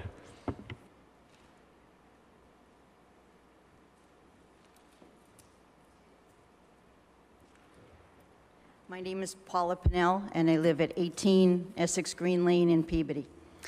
For the record, I'd like to say, first of all, I am not opposed to anybody who works hard to make a living. I just oppose where it is. I have several questions that I'd like to ask. A few of them have already been answered. The business model that you have, what was it patented after, and how successful where it was before did it go? How many cars would you do a day to consider it being a success? Was there a traffic study done for the project from the city? If it did, what was the time of day it was done and the dates? And there are any reports that can be reviewed? There is only one cut in that sidewalk to exit and enter the property. What is the traffic pattern for cars entering and exiting the property? Will there be a mandatory turn right for cars exiting the car wash? If not, the completed car will have to wait until the light turns green, turn left and enter into the traffic, or unless some polite person lets you in. I am at that intersection, I would probably say, on a given basis, in a given day, maybe 4 or 5 times a day, going in and out. I live at Essex Green Lane, which is off Essex Green Drive. How will the water be reclaimed? Apparently, it's not going to be. Apparently, they're going to allow you to go in, the water is going to go into the stormwater drain for the city of Peabody. I find that kind of strange that it won't be reclaimed at all. The suds and the water is going right into the stormwater drain of the town. And what will be the hours of operation? I apologize, I missed the hours of operation. And this is going to be during the winter.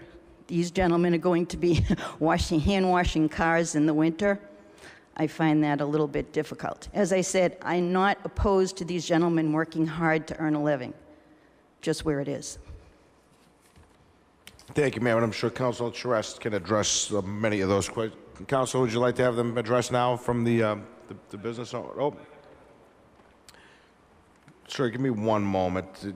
Anybody else to speak in opposition? Mr. Donovan.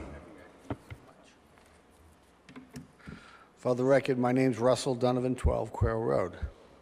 I think finally we found out what that building or structure is. For months I was wondering. You know, and the mall is first-class operation, and what I saw put up there was not a first-class operation. I thought it was going to be the storage for the salt and sand, because we're going to have to move it anyways for the circus. A couple of points. A special permit for a critical need? I don't think so. The attorney representing the client mentioned we don't have any hand washers. But if the city council remembers, just about a year ago, you approved a special permit for Route 1 southbound for a hand car wash at, I think it's 190 Newbury Street. I was on the web and looking to find out more about hand wash car washes, and lo and behold, there is one in Peabody. So it's not unique. The mall is a first-class operation, and what is the need for this operation? We have car washes in Peabody on Route 1, down to Main Street on Central Street. What are we going to attract? Is it going to be a critical need? Are these jobs going to be high-skilled? I don't think so. They're going to be minimum wage, at best, because they have to be. Is there a need for more minimum wage jobs? It's outside, and the earlier person mentioned the runoff. Proctor Brook, that's where the water's going to go. I don't know if she mentioned reclaiming the water, whether hand wash. You know, we wash our cars at home, whether we use 10 gallons or 5 gallons. We don't think much about where that water goes, but when you're in a commercial operation washing hopefully hundreds of cars, because you got to make a dollar, make a profit, that's a lot of water. And if it's all going down the drain, that drain is Proctor Brook. So I don't see any critical need. I don't see any skilled jobs coming to Peabody. It might be good for the applicant, but is it good for Peabody? Is it good for the mall? The city council is recently considering residential overlay districts in that area. What are you going to do? Are you going to have a car wash there and you're going to put apartments? You know, this is, as Mark mentioned, it's a temporary lease. The applicant spent significant funds, but, you know, as they say in the trade, caveat emptor, let the buyer beware. If he's a businessman, he should know. I don't see any value added to the city of Peabody in that area that already has heavy traffic to put a car wash. Thank you very much for your time. Thank you, Mr. Donovan. Is there anybody else in the audience here to speak in opposition to the permit? Come right up, sir.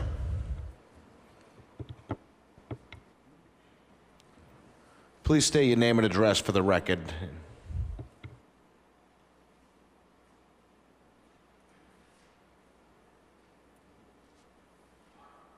My name is Bill Mahoney. I reside at 14 Felton Street. And my opinion, along with many of my neighbors, feel that this type of business is totally inconsistent to the neighborhood. Both residential and commercial will add no value to anything. Maybe some congestion, that's about all it's going to add. But then again, what's it going to do to the property values of the people that live in the neighborhood? Some of this hasn't been addressed. Thank you, sir. Anybody else in the audience to speak in opposition? Seeing none, Councilor Charest. Thank you. A lot of the great questions and a lot of questions I have also, and the questions that was in this packet. Attorney, you explained the issues at hand of how we got to this point quite well. I appreciate that. I appreciate the petitioner making what I feel is a very heartwarming, explanation in what he thought, what was there and what wasn't. We all make mistakes. We all are human, and I appreciate his statement. On some of the questions, I'd like to answer, or try to answer, and maybe the petitioner. One of the questions that really sticks out to me is when they say this offers no benefit. I think there is a benefit to certain people. But what really does bother me is when you say it's a, do we really need any more minimal wage jobs? Well, I guess, quite honestly, any jobs is a plus. And to some people, this may be the only job or job service that they can do for whatever particular reason. It could be a disability, intellect, physical, emotional, or anything. But I have a hard time swallowing when somebody says, do we really need any more jobs like this? Because I'll tell you, I know some great, great people who this job would mean a lot to them and their families. Because this is a job they could do with the limits they have. We're not all attorneys, engineers, scientists, doctors, bakers, ice cream salesmen, or anything else. But I do take offense when someone minimizes a job that somebody's doing that they feel great at. And I think this is a job that somebody can do and feel great at. So that's my approach on that. The other questions, I think it's very valid. Was this a business model? And I'm going to ask your petitioner to answer this. Was this a business model that was done successfully? And if you can explain a little bit more on that. Yes, it is. I've done this business a long time ago when I was a student. I tested it, and it's practically in England. It was just like it's here. Most of the car washes were machine run. Eventually, 90% of them now are hand washed because of the benefits that it brings to the environment and also to the service, because it's much better service. And from the top of my head now, I can number hundreds of this type being offered in the shopping mall. So this is not my invention. It's something that I've seen being practiced and working somewhere else. And I thought it would be a good idea to test it and see if it would be just as good here in this environment. I just want to go down some of the questions. The traffic study, was there a traffic study done? Was it the left-hand turn, right-hand turn? I just recently visited there, and I waited a couple seconds, and I was able to take a left. And again, how many cars will be exiting in that property at a given, say, an hour, every hour? Can you talk about that at all, Attorney? I got hired on this project maybe 2 weeks ago, so I did not go through the site plan review process with the applicant. But I did read all the minutes of their meetings to see what was going on. Traffic was never an issue with all the different departments. We have no access off of Prospect Street. We're going to be utilizing Essex Center Drive. The queuing was set up through the Department of Public Services and the Planning Board, where we enter the carport from the farthest end towards Prospect Street because it allows for the largest queuing. They'll be exiting out, and then they have the benefit of taking a left on Essex Center Drive because we have the benefit of the lights, or they can take a right, but there is no restriction. We're anticipating, hopefully, that we can do at least 50 cars per day. Again, it's not a congestion issue. We'll probably be feeding mostly off of the people who are coming to the mall to shop anyways. If you want me to address drainage, I can also do that, unless...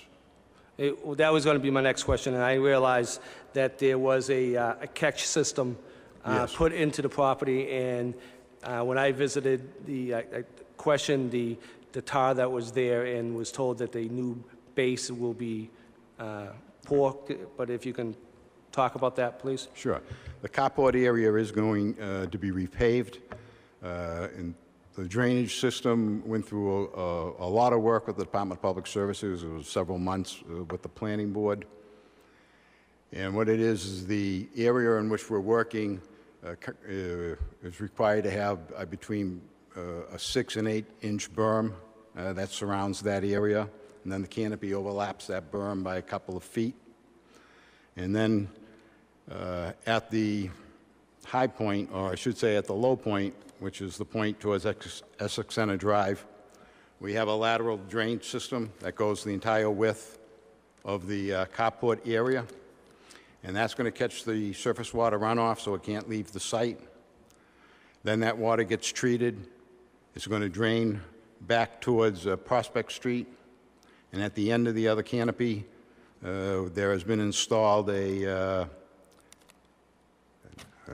DPW gas, oil, and grease separator. So that will catch the contaminants, and then the cleaner water will then be discharged through our sewer system. One other question that was asked was, might have not have been asked, but it is on my list. The trash, how would the trash be disposed of? I don't think you're going to have much trash, but how do you handle it? They'll just probably have a couple of barrels on site to take papers and stuff out of people's cars, but it's not a high trash generator. But that would be picked up, would that something the mall contracts with, or would he have to, it's not obviously going to be used city pickup? He will be responsible for its removal. And he understands there is no, he's not going to have city pickup? Right. Okay.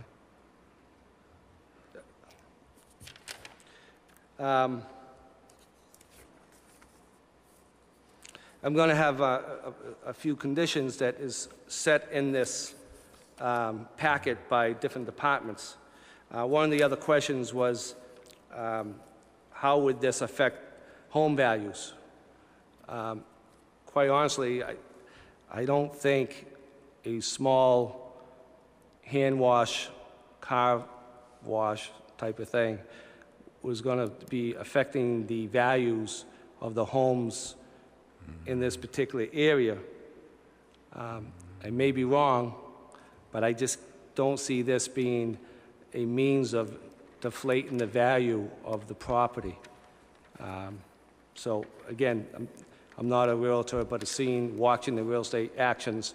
Recently, the homes in that vicinity has been going up on a regular basis.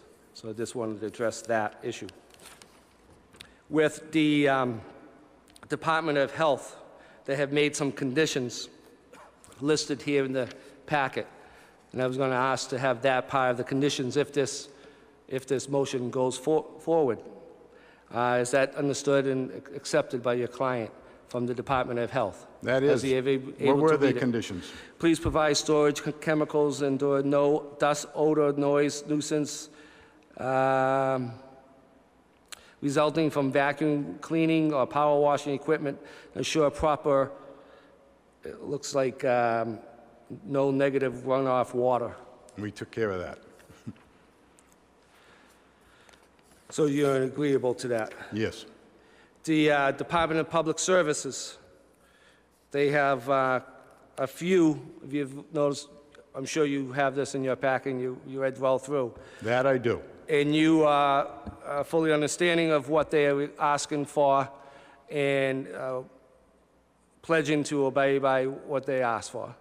Yes, and to be quite honest, I think everything that is in there is on this approved site plan. Planning board had a statement here also with any of their conditions being met by your applicant? Yes. Is there any conditions, and in the going forward of the steps he needs to make, understood fully and explained by you as their attorney? Is there any other steps that he may be misunderstanding how it's going to be? To my knowledge, there isn't. I know that we are going to have to perform some I&I for the Department of Public Services by making some repair off-site. That is my next piece of literature in front of me about your responsibility for the I&I and your understanding of that. Yep, we're in agreement with it.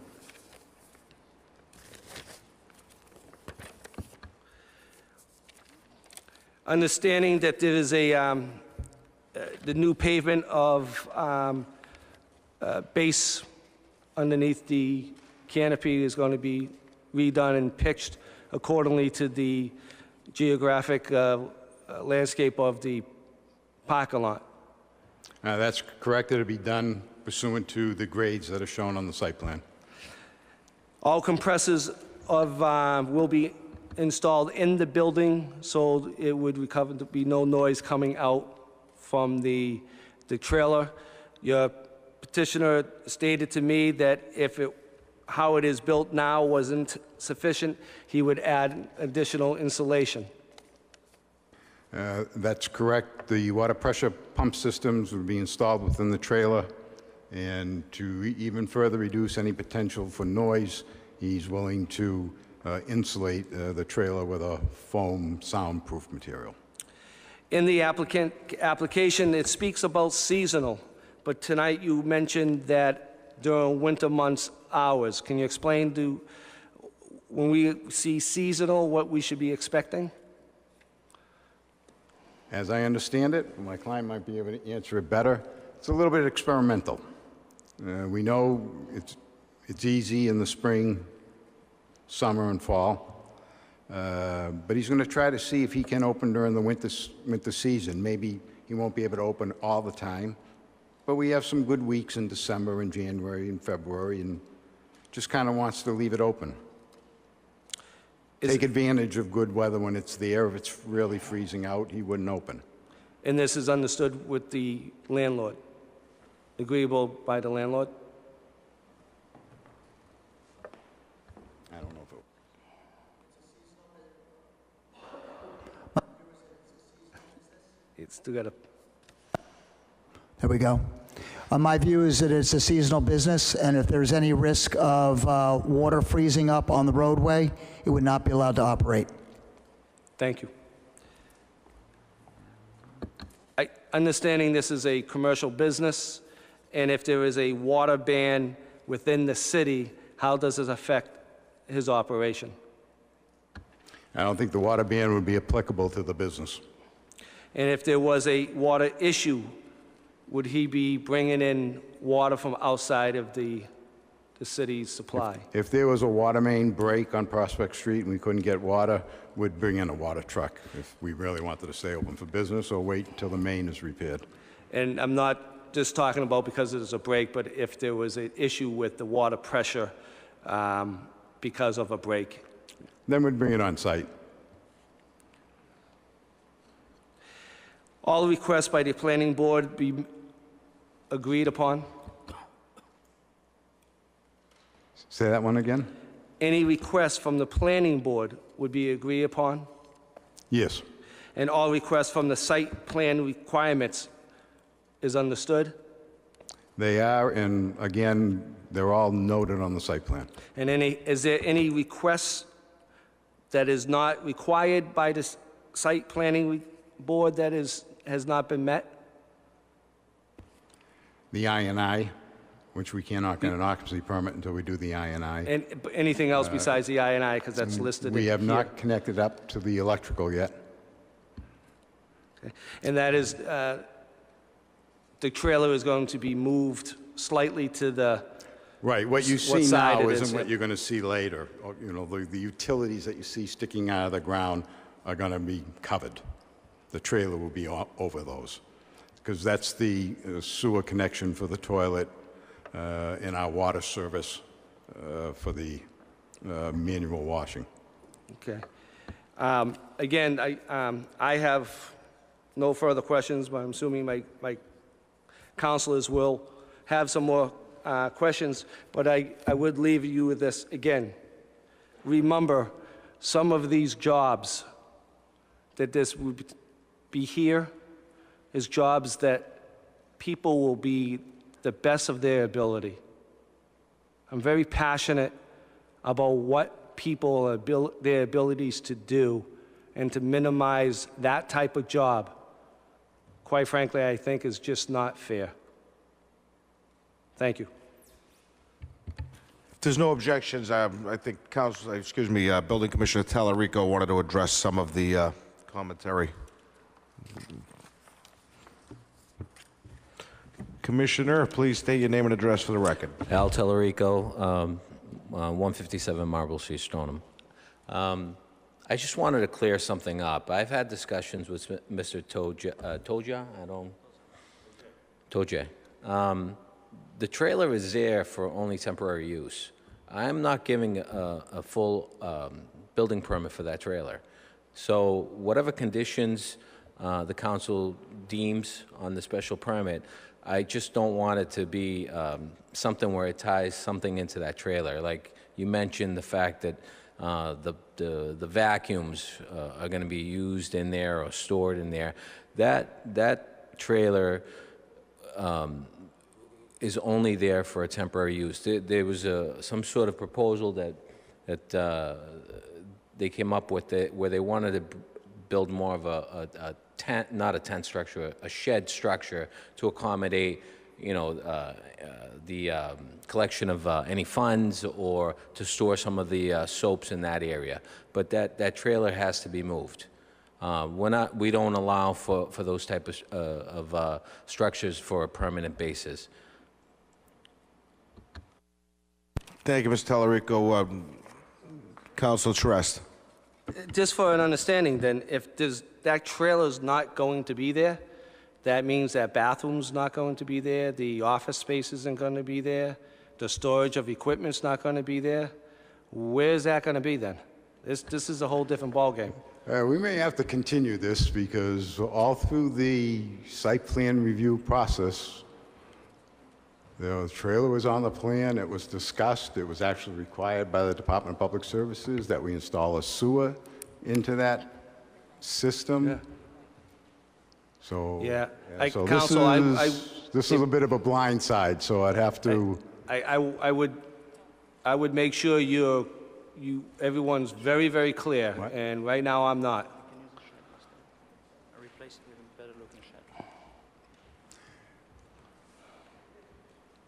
Can you give me a moment? It's up to the president. Councilor, I'm going to continue on with the hearing, if we don't mind. You can get to that in 1 second, but I am going to go to Councilor Gould with any questions with this regard. And this may all change since the Commissioner Tallarico has come up, but you are still first. Thank you, Mr. President. Attorney Vonzilides, where is the electrical power coming from? The electrical power is going to be taken off of one of the poles on Prospect Street. We didn't do that once we found out that there was a problem with not having the required special permit. All the work stopped. We can continue with the hearing, but I would request that it at least be continued to the next meeting. Councilor Gould, any further questions for? I think Attorney Vonzilides is directing he wants to continue. I'll continue with the hearing, answer your questions. But I would like to continue with the hearing. With that, okay. Councilor Yes, Gould. I have more questions. Thank you. So there's no generators? Okay. And is there landscape that's going to go on? Because I got to be honest with you, everything about the mall is first class. And I drive in off of Prospect Street and I see a tent, a canopy tent with a shed or a trailer, and it's not attractive in any sense. And it's not welcoming. And not that that's reason to deny, but I'd like to see where there's some enticement to or some vision about how to make this look better, because it's not attractive right now. Well, according to the building inspector, that trailer's not going to be there, which is why I need to have a meeting with them. But right now, I believe there are evergreen trees along the left side of the trailer as you're entering in from Prospect Street. There are street trees along Prospect Street, which have no leaves on them during the winter season. But it was my client's intent to do a lot more landscaping to screen that trailer off. Mr. Whiting, do you recommend certain landscapes on your exterior portions of your property that I just don't see this being, a good look for the mall and for the neighbors that live in that whole neighborhood. But My position on the use is that it's an amenity for now, that it serves an additional kind of customer service amenity for people that come onto the property. Our view is that hopefully it would create some form of traffic, that would benefit the property, obviously. As far as the shed or the structure goes, my preference, and I think it's the preference of the building inspector, is that the current structure that's there is temporary, and it would convert to a more shed-like structure that would be more attractive as far as supporting the actual carport itself. But that's what I've seen and that's what I've approved. thank you. Are there sides to the carport, Mr. Attorney Gonzalez? Are there sides to it, or is it open? There are sides to the carport. It's a heavy vinyl material so that you can see through it. All the way around? All the way around. Okay. I have no further questions at this moment. Thank you. Councilor Rossignol. Thank you, Mr. President. Actually, I'd like Mr. Tellerico to come back up, please.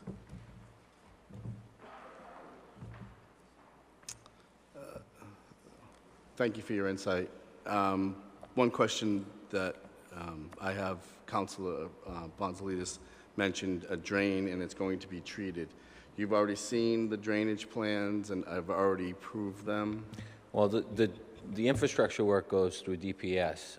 Their engineering goes through that whole process. So once they went through the planning board approval, DPS, and they went through that whole infrastructure project as far as water retention and soaps. That's through their plan. And I believe that's their engineer right there, right? He would probably be better at kind of addressing those answers than I would. Thank you.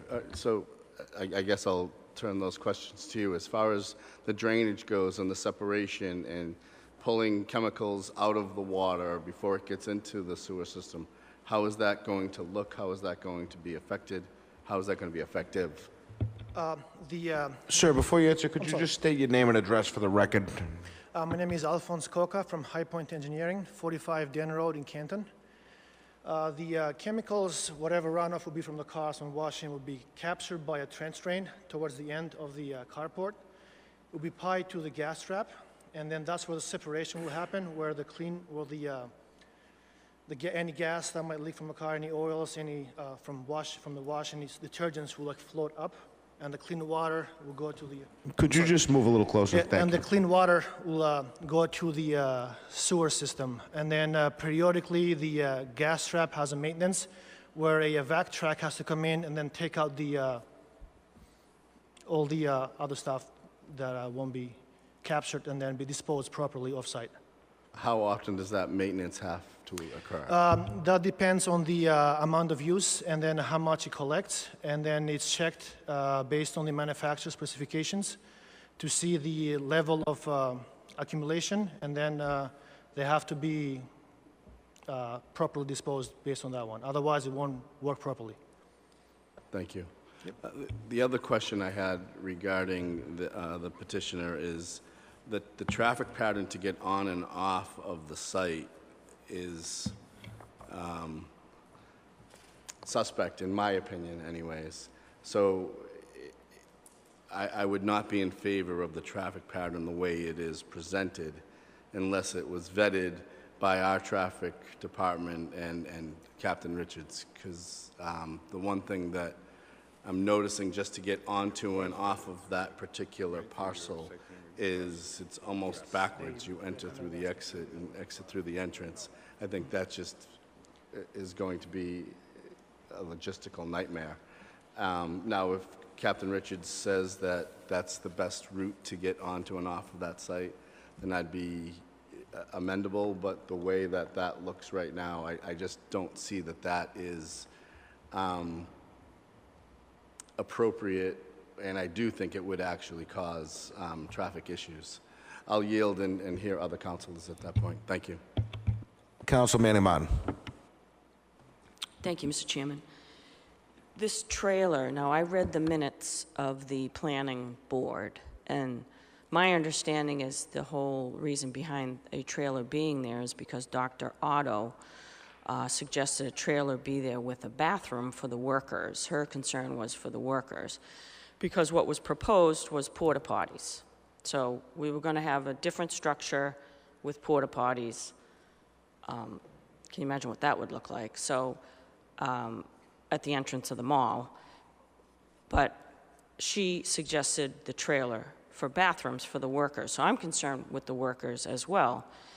And a resident who spoke in opposition here this evening mentioned the winter too. And in the minutes of the planning board and in the original letter of intent, it was, people were reviewing that with the understanding that it was seasonal. And now tonight we're hearing that it's winter. So I'm worried about those workers. Are they seriously going to be out in the wind with freezing water with their feet and their hands in the winter, washing cars? So I just have a serious problem with subjecting workers to that. So, and, you know, the petitioner mentioned that he has experience with this hand wash operation in London. And when I read that in the paper, again, this was one of the instances which we've heard enough about tonight, where the cart was put before the horse and mistakes were made and it wasn't done properly. And throughout that process, I learned more about this industry, because I wouldn't have known at all. So in the meantime, I researched these hand wash operations in London.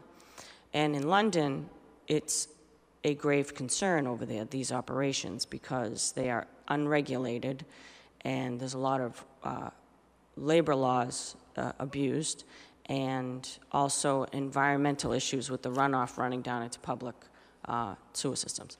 So I don't know who regulates such a business here. Would it be OSHA? I don't know. But I'm very concerned with, you know, what's more concerned now than I was even coming in this evening, because it was a temporary structure. This gentleman is experimenting. His business plan, it doesn't seem solid, and there's conflicting, throughout the documents that have been submitted, there's conflicting numbers of how many cars are going to come in. This gentleman from High Point, with his water and sewer demand analysis that he put forward in January of 2018, he says 100 cars a day. But in the original letter of intent for the special permit application, which was submitted in August, I don't know who wrote it. It's not signed by anyone. It's addressed to Kurt Bellavance, but I don't know who submitted it. That was in August of 2017, and there's a reference of 200 cars coming in. In the letter of intent as well, there's, I think it was in the letter of intent. One moment, please. Yes. There's also in the letter of intent mentioning the traffic. It says the site's activity will likely reach its high volume on Saturday and Sunday. During the weekend, the traffic in this area is lighter. That's shocking to me, because I can only get to the mall when I'm not working on a Saturday and Sunday, and I do spend a lot of time in that area. So there is a lot of traffic there. So whether it's 100 cars or 200 cars, that's a big difference. And I don't know who would make that statement in the letter of intent, that it certainly didn't come from Captain Richards, that it's later on the weekend and there's no traffic in that area. That's just strange to me. But I'm very, you know, I have a lot of concern about this project, more so now that we've heard we have more questions at this stage of the game than we do answers, and the building is already up. The temporary structure is already up. And getting back to, it's interesting, a previous applicant, Attorney Ankeles, was very brief in his remarks this evening for the drive-through for the application at the mall.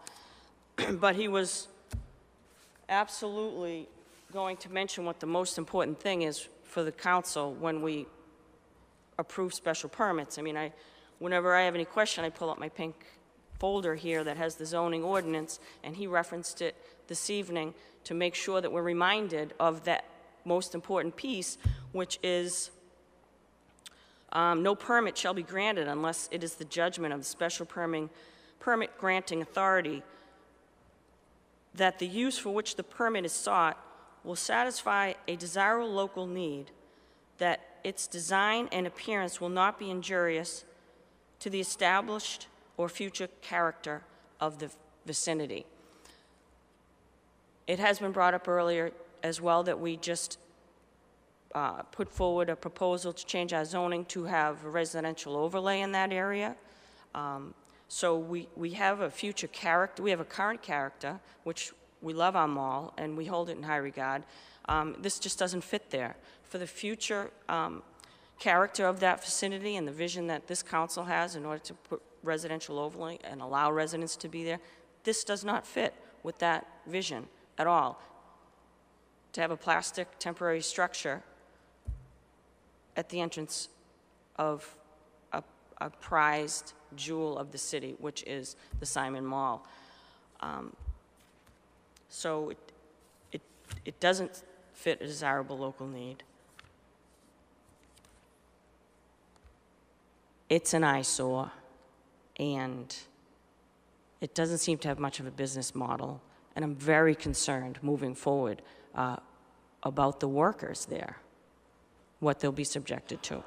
So those are my concerns, and I've got plenty more questions this evening, but I'm not going to move forward on the questions. I think I've said enough. Thank you. Well, let me just answer your seasonal thing. The petitioner is more than willing to stay seasonal. He was just going to experiment. That's all. We're not going to put people out there in freezing cold weather. Thank you, Mr. President. Just a couple comments. I know that Mr. Tozai, the applicant, apologized, for some of the oversights on his part. As we all know, part of the reason we have the special permit process is to allow the council to, review and, either approve or deny that special permit applicant. It also allows neighboring, residents, abutters to, be made aware of the project, and also to be able to have a chance of public hearing to come and comment either in favor or against it. I don't want to focus on it, but I do think while Commissioner Talarico was here, I'd just like to, kind of get a quick snapshot of how many discussions took place. I mean, certainly I see documentation here where Julie Daigle, when the project first was discussed in March of 2017, she's the building liaison for Peabody. She sent the link. Mr. Tozai got it, was aware of it. I just want to kind of get a better sense through you from Mr. Talarico, if we can just talk briefly about, confirm there were discussions, the applicant was aware, just kind of a quick snapshot, just for my benefit. Thanks. Mr. Talarico, if you wouldn't mind, I don't know if you heard the question. Councilor O'Neill just wanted basically a brief snapshot of the discussions that took place between you and Mr. Tozai regarding this project. Yeah, just to rephrase, maybe just a quick snapshot of numerous discussions, I guess, roughly, just to kind of get a sense of it. Thank you.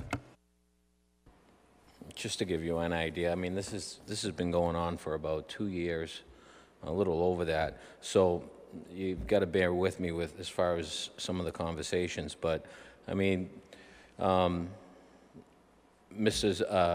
Toza has been in my office probably, I'd say, 4 times. The first time I met him probably in May, April of 2017. with, you know, he approached me with that proposal for the car wash, which at that time I stated all of the list of things that he needed to do, which specifically was the special permit process, planning board approval, you know, through the engineering department. I referred him, as you referred to that Julie Daigle, she was the business liaison at that time. I referred him to Julie to kind of get more details as far as what the city could offer. And then I met him again when we went through site plan review. At the site plan review process, he came with his engineer and his team and put together the proposal. I believe I was there, Kurt Bellavance, someone from the fire department, and the police department.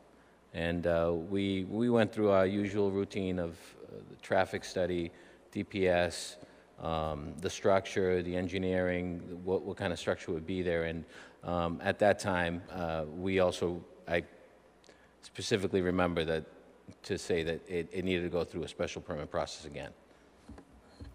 Thank you for that color. I guess, you know, part of what I'm trying to get at is I understand there was, you know, on the applicant's part, he admitted it, but even now we have a couple of items which my concern about at this point in time, just to, you know, my gut feel is that I understand the applicant's business. You know, it is interesting having a hands-free car wash, but my concern going forward is that we have an applicant. It seems like there's a disconnect on many different things, and if we were to approve this special permit for this applicant, I question whether he's going to follow, you know, the guidelines that have been set up for everyone. That's just kind of my gut feel that I'm saying, like, there's a lot of disconnects, and that's just my opinion right now. I support the business model. I get it. That's up to him whether it works. But I just wonder, as someone who's following, you know, the rules that we've set up for all our business in the city, I question whether there's a commitment to, you know, not just the past, but as I said, planning board gives instructions, and now there's once again a disconnect. I just wanted to make that comment. Thanks. Councilor Saslow. Thank you, Council Chairman. I'd just like to bring up a couple points in looking at the application, some of the paperwork. I think one issue right off the bat that strikes me is we're under a time constraint, and what I mean by that is if you look at the lease start date, it was April 1st, 2018, and did I see somewhere, it was a 2-year lease, is that correct? I thought I read that somewhere. 2-year lease is going to be over shortly. Yeah, so as I sit here tonight, first of all, I don't see us going forward tonight for a vote for the reasons that have been expressed, and I think I'm going to bring up some additional information. And there was talk about them paving the area.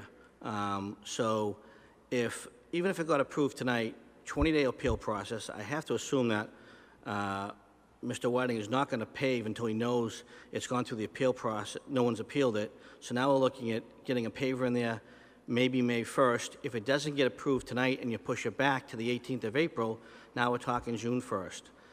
That being said, I understand the concept. I'm actually not necessarily against it. You know, I grew up across the street, so I know the area very well. I grew up across Keys for 20-plus years. I walked by this many, many times. The good thing is that you don't have too many abutters from, it's not cross Keys. There's a little apartment complex, and it's basically a postage stamp. Those are the people going to be most affected by vacuum cleaners, by any type of generators. So they're not here. You do have some abutters, but they're not here. And obviously, with the circus, they're used to getting letters about what's going on next door. Plus, they've seen the structure for however many months it's been there, so they're certainly are aware of it. That's probably maybe the most positive thing. Some of the things that I'm concerned about, now when I think of a trailer, we have a business in town, and I know Commissioner Talarico knows about it. I think of Wayside Trailers. That's what they do. They put a building. They call it temporary, but some of those actually, quite frankly, are bought, and they stay there for a period of time. I don't necessarily think it's a bad thing. The thing is, there's definitely some question whether Commissioner Talarico is going to approve that or not. Then we get into the bathroom, which has been brought up. If we don't do that and we go back to a shed, I don't see a shed having a bathroom. And more importantly, where's all this stuff going to go at night? Where's the supplies? Where's the towels? Where's the rags? Where's the soaps? I'm not looking for an answer. I don't know an answer because right now, it sounds like there's nothing there and you have an open canopy that people have access to, so you're not gonna leave your stuff out there because, God forbid, it could get swiped. So that to me is an unanswered question. In addition, I'm not comfortable with the answer on the trash. I don't think it was addressed properly. I'm just, bottom line, I'm not happy. Putting a couple barrels of trash and not knowing when they're going to be picked up, who's going to do it. I'm not comfortable with that. Now, I also believe I saw somewhere that you're going to do hand wash, but you would offer a little bit more than that type of a service. People wanted to get their car detailed. Is that something that you would offer, a light detailing? Okay. So a light detailing, once again, we're moving away from a quick car wash.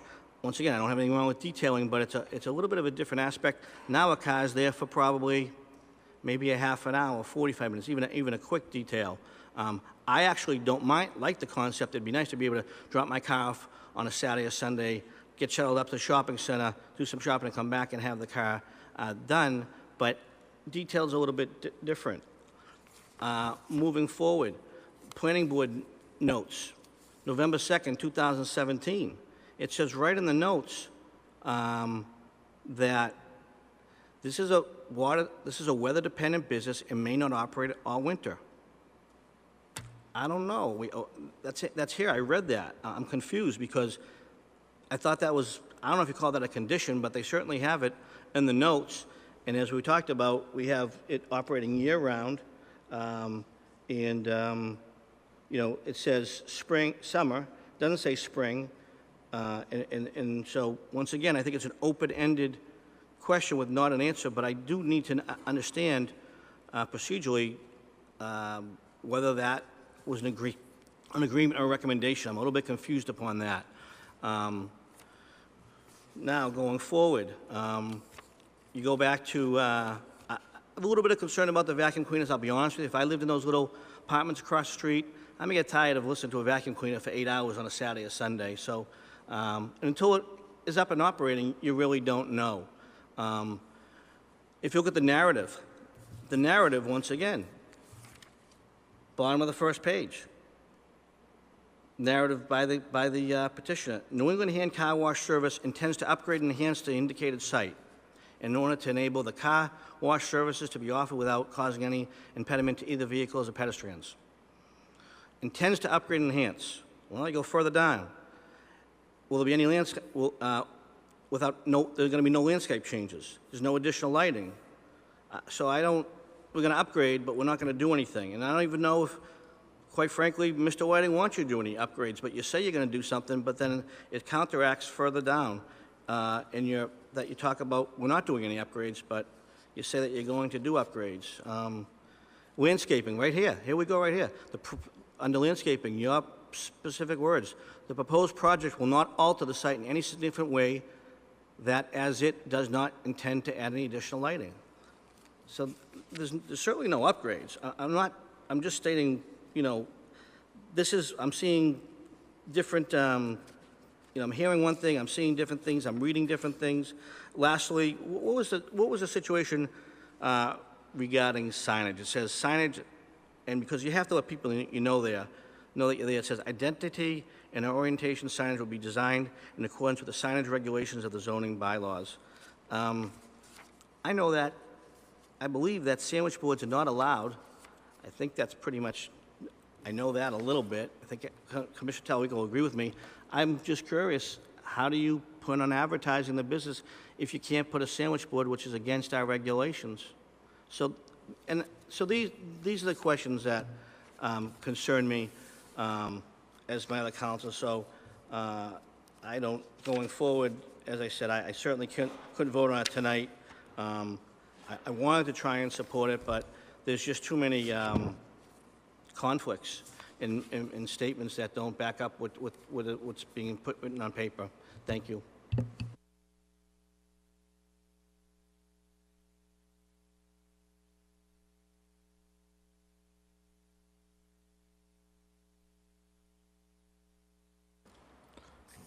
Councilor Gravel.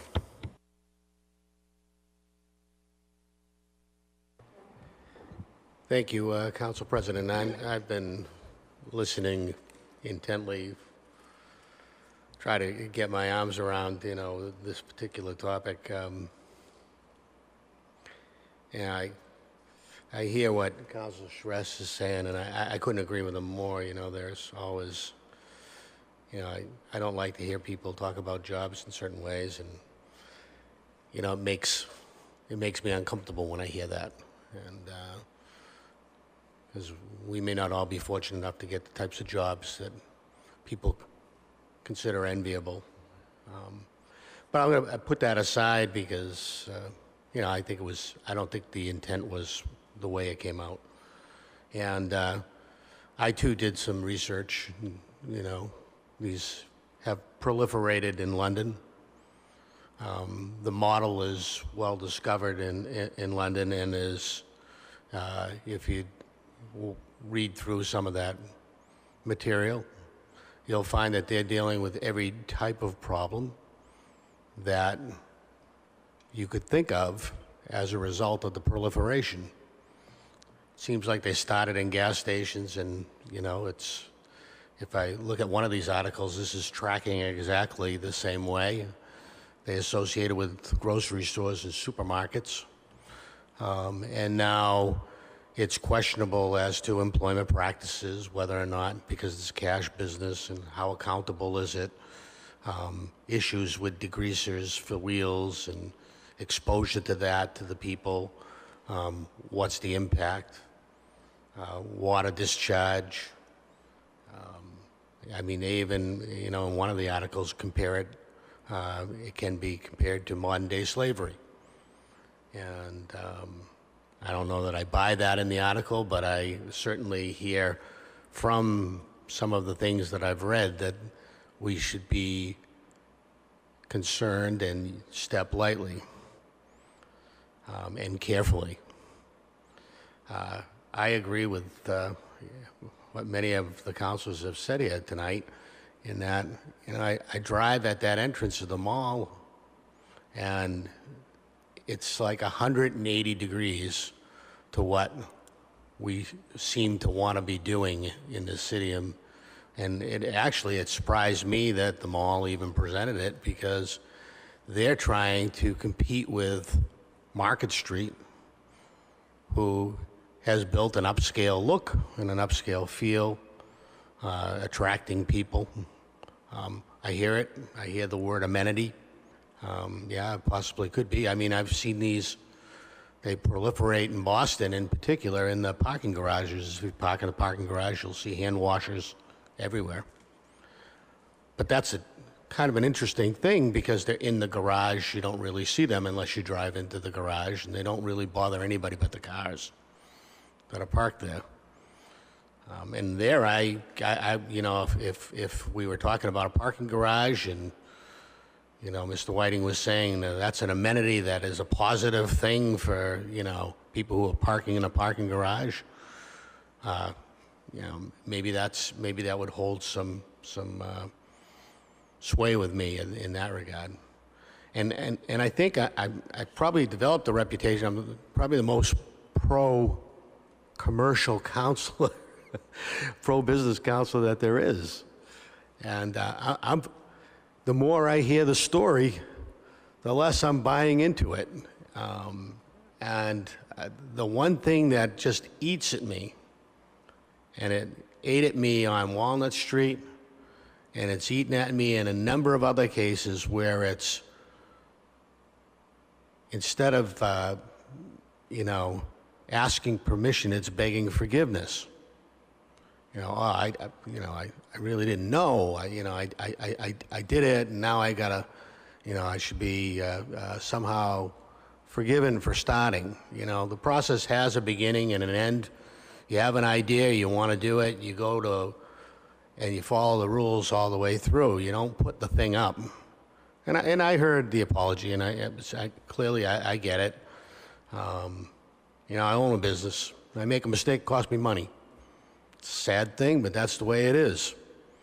I don't expect anybody in the city to bail me out when I make my mistakes. I don't think it should have been started until they got the proper permits. I don't think we set a good precedent at this council if we allow people to come in and say, oh, yeah, you know, I got it, but you know, I just didn't know. It didn't make sense to me. You know, as a business owner, you have an obligation to know. When you invest your money, you have an obligation to know and to understand what you're doing. And if you don't, well, you know, your money's going to be lost. So I came here with an open mind to listen. The story has gotten worse as the night's gone on. The answers are becoming more questionable as the night's gone on. Our building commissioner is telling me, well, you know, the thing that he depends on, you know, this trailer where he's going to have his pressure pumps and we're going to put special insulation in, hook it up to a drain, you know, and have special traps and all sorts of stuff. Wow, that really can't even be there. So forget the visual appeal. It's like the very premise of what exists to make this business work is being told it can't be there on a permanent basis. So from that perspective, you know, I was iffy in the beginning, but I'm not iffy now. I mean, I think this is a bad story, and I think it's not going anywhere positive. So, I think it's only fair I let my fellow councilors know how I feel about it. I respect the people in this room, some of them very much so. I lived, my building is right next door to Aleco, and I respect everything he has to say, but I don't like this story. This business story is not a good story for me. So I won't be able to support it. Thank you. Councilor Charest, what's your pleasure? Yes, I'm looking at the, as you notice, I never said one way or the other how I was going to go with this because I really valued what each and every one of my councilors had, their input. And if you notice, as I went through my documents, I kept on saying, does your client understand each and every requirement? And I got to tell you, when we got to the trailer and there's a misunderstanding, well, I think you got two choices to make. Right now, withdrawal or recess it, because I cannot support this as it stands right now in front of us. As my counselors say, there's so many different stories in this packet. Now, I can understand some of the landscaping, you know, improvements. No, I'm not going to be doing it because they don't own the property, and it probably would be up to the mall to change some of the landscaping, and they would need some permission. So some of that, I get the discrepancy. But the big one right now is the trailer. I think you may want to take a minute before I make a recommendation.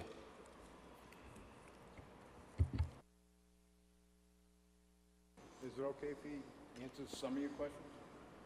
Sorry? Go right ahead, sir. Answer. The petitioner would just like to answer some of your questions. First of all, I'd like to say that my apology was towards people who helped me out on this process, and I didn't ask for either forgiveness or pity. I asked for compassionate understanding. I know I made a mistake. I said it right at the beginning. I know I needed to get a special permit. I wasn't mistaken on that. I was mistaken on the belief that I had this special permit. Some of the requirements put from the planning board are already placed in the ground. Most of the things that were mentioned. With regards to towels and chemicals, there's only 5 to 10 types of chemicals that can be used on a car. And I don't see a big deal finding a place to store those. And however, I know it is a new idea. I know it's something which there's been a selective research on how in London or in England this type of business is run. But if it was so catastrophic, I don't think that the UK Parliament would hesitate to pass a law and completely shut down all these so-called abuses. I lived there for long enough to know that people there respect the law just as much as they respect it here, and they respect their fellow humans just as much as they respect them here. So to put all these question marks and all these political issues on a small enterprise, which, if successful, could set a good example, it's not an experience that I thought I would face in these circumstances, but yeah, that is, if there is other questions, we've answered them over and over, but if there is more, I can answer every single one of them again. So, thank you. Councilor Charest. Councilor, do you have anything else to add before I make a recommendation here? Nothing to add, but I would like to have it continued so that I could sit. And again, I was only involved with this for the last couple of weeks to get up to speed. But I would like the opportunity to meet with our building inspector, meet with my client. I've got a list of all your concerns, and just to see what we can come up with. I realize we've got an uphill battle, but I'd like to give the client at least that opportunity. I have no issue with asking for a recess, a continuance. Sure. Okay, so my Gentlemen, understanding is a recess. I know there is questions, Okay, as he you can talk. mentioned. I Excuse know me, it's sir. Oh, I'm sorry. Thank you. My understanding is a recess would be a 6-5 vote of this council. Does that jeopardize I meant a continuance, I'm sorry, sir. A recess is a continuance. If, with the 6-5 requirement, does that jeopardize his ability to withdraw in lieu of, or is that a one or the other option? No, no, either, Okay, so Councilor Charest, if, do you have a motion?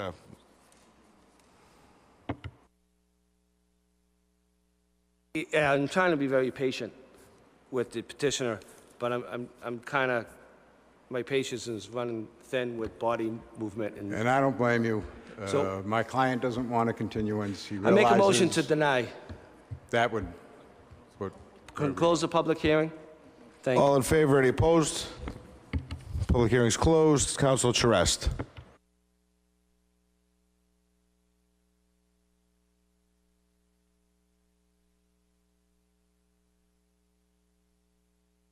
Making a motion to deny does not meet a desirable business opportunity, local need, and anything I would look towards my counselors. I am just a little bit dumbfounded by the attitude. So if there's any...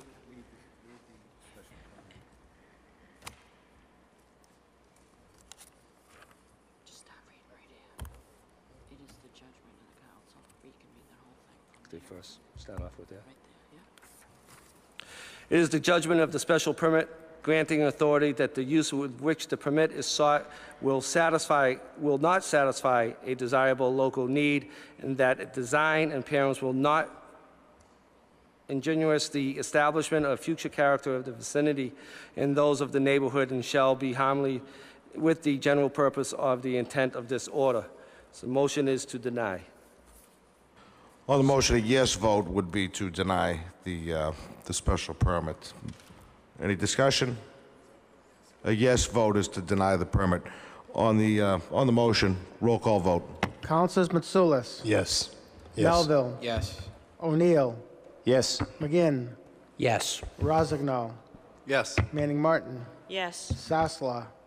Charist. Yes. Gould. Yes. Gravel. Yes. Turco. Yes. Motion to deny carries 11-0. Motions, orders, and resolutions. Council Mitsoulas. Thank you, Mr. Chairman. I'd like to make a motion to have DPW fill in the holes on Tremont Street and Wallace Street, the potholes, Mr. Chairman. Mr. Chairman, on the motion. I'm going to ask for a 5-minute recess. Okay, all Thank right. you.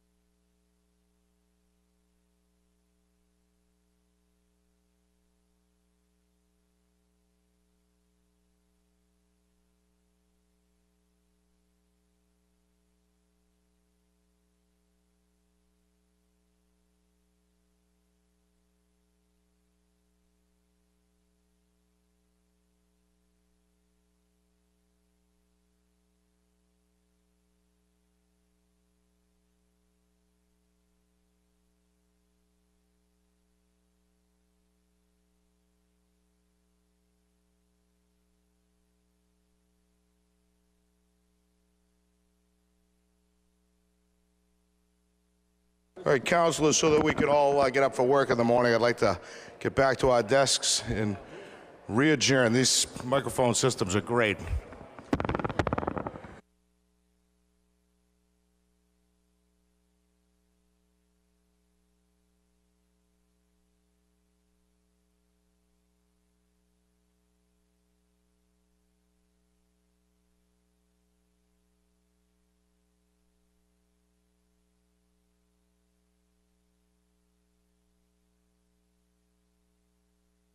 Councilor Matsoulis, my apologies for the interruption with your motion. If you could repeat the first motion you made, I would greatly appreciate it.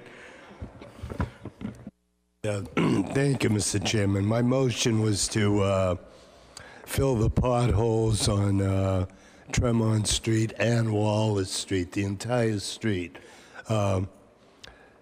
especially right at the corner of Tremont and Wallace. There are holes there that cars are getting damaged with.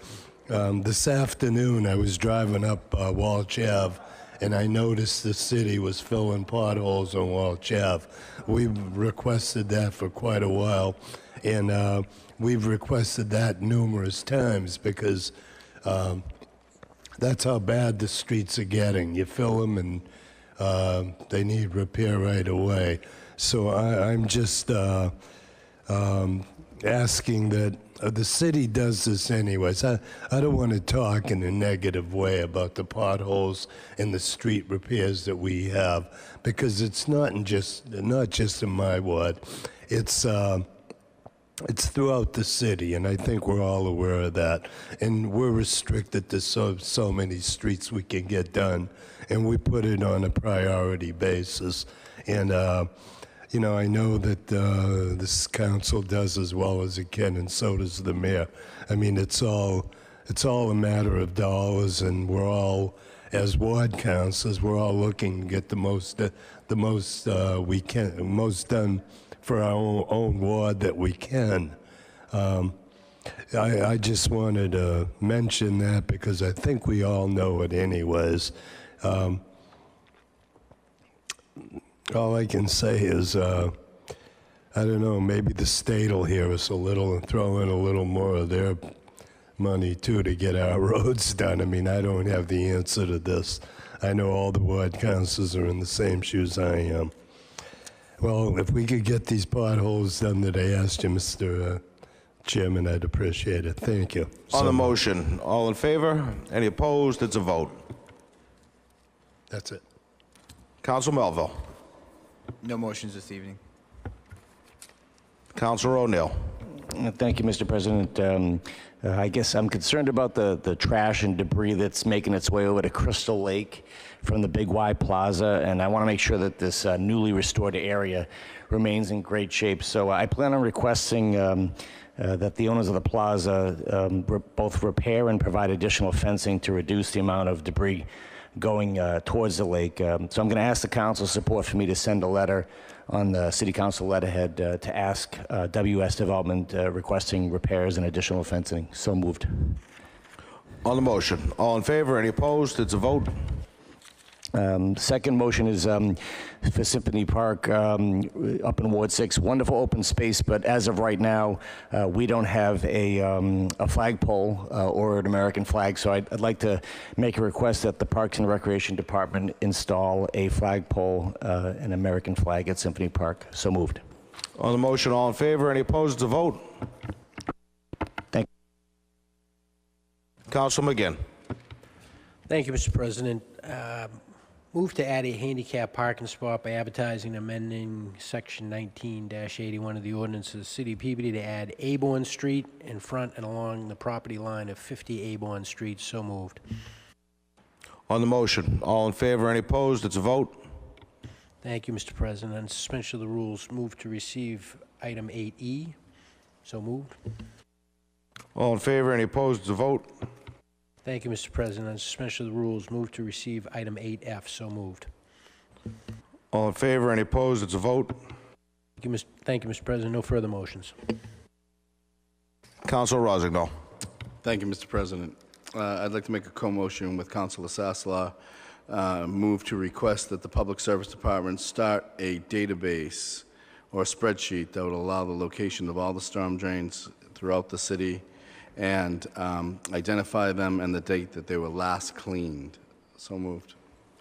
On the motion, Council Sasla. In the just make a note, this is a second request. The motion was made back in October of 2017, I believe. Council? Correct. Thank you.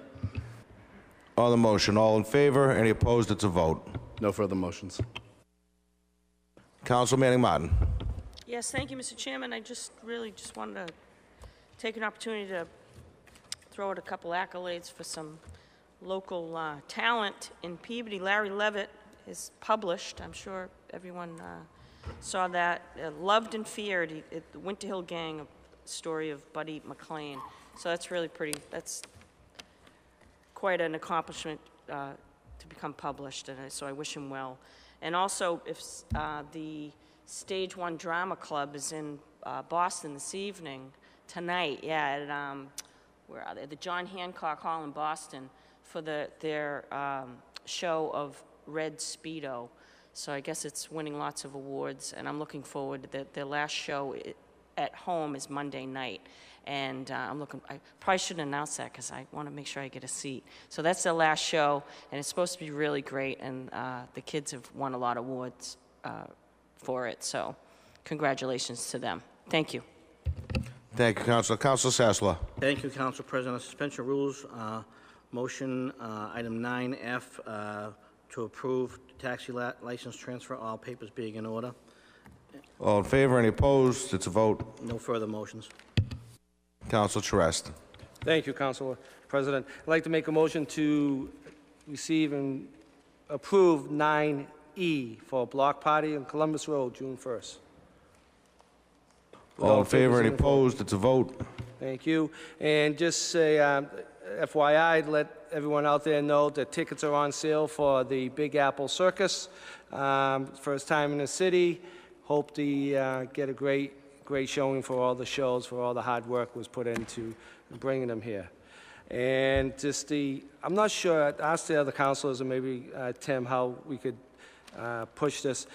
With the spring coming upon us, to remind professional landscapers on projects that not to blow the debris out in the street and to leave it, that must pick it up.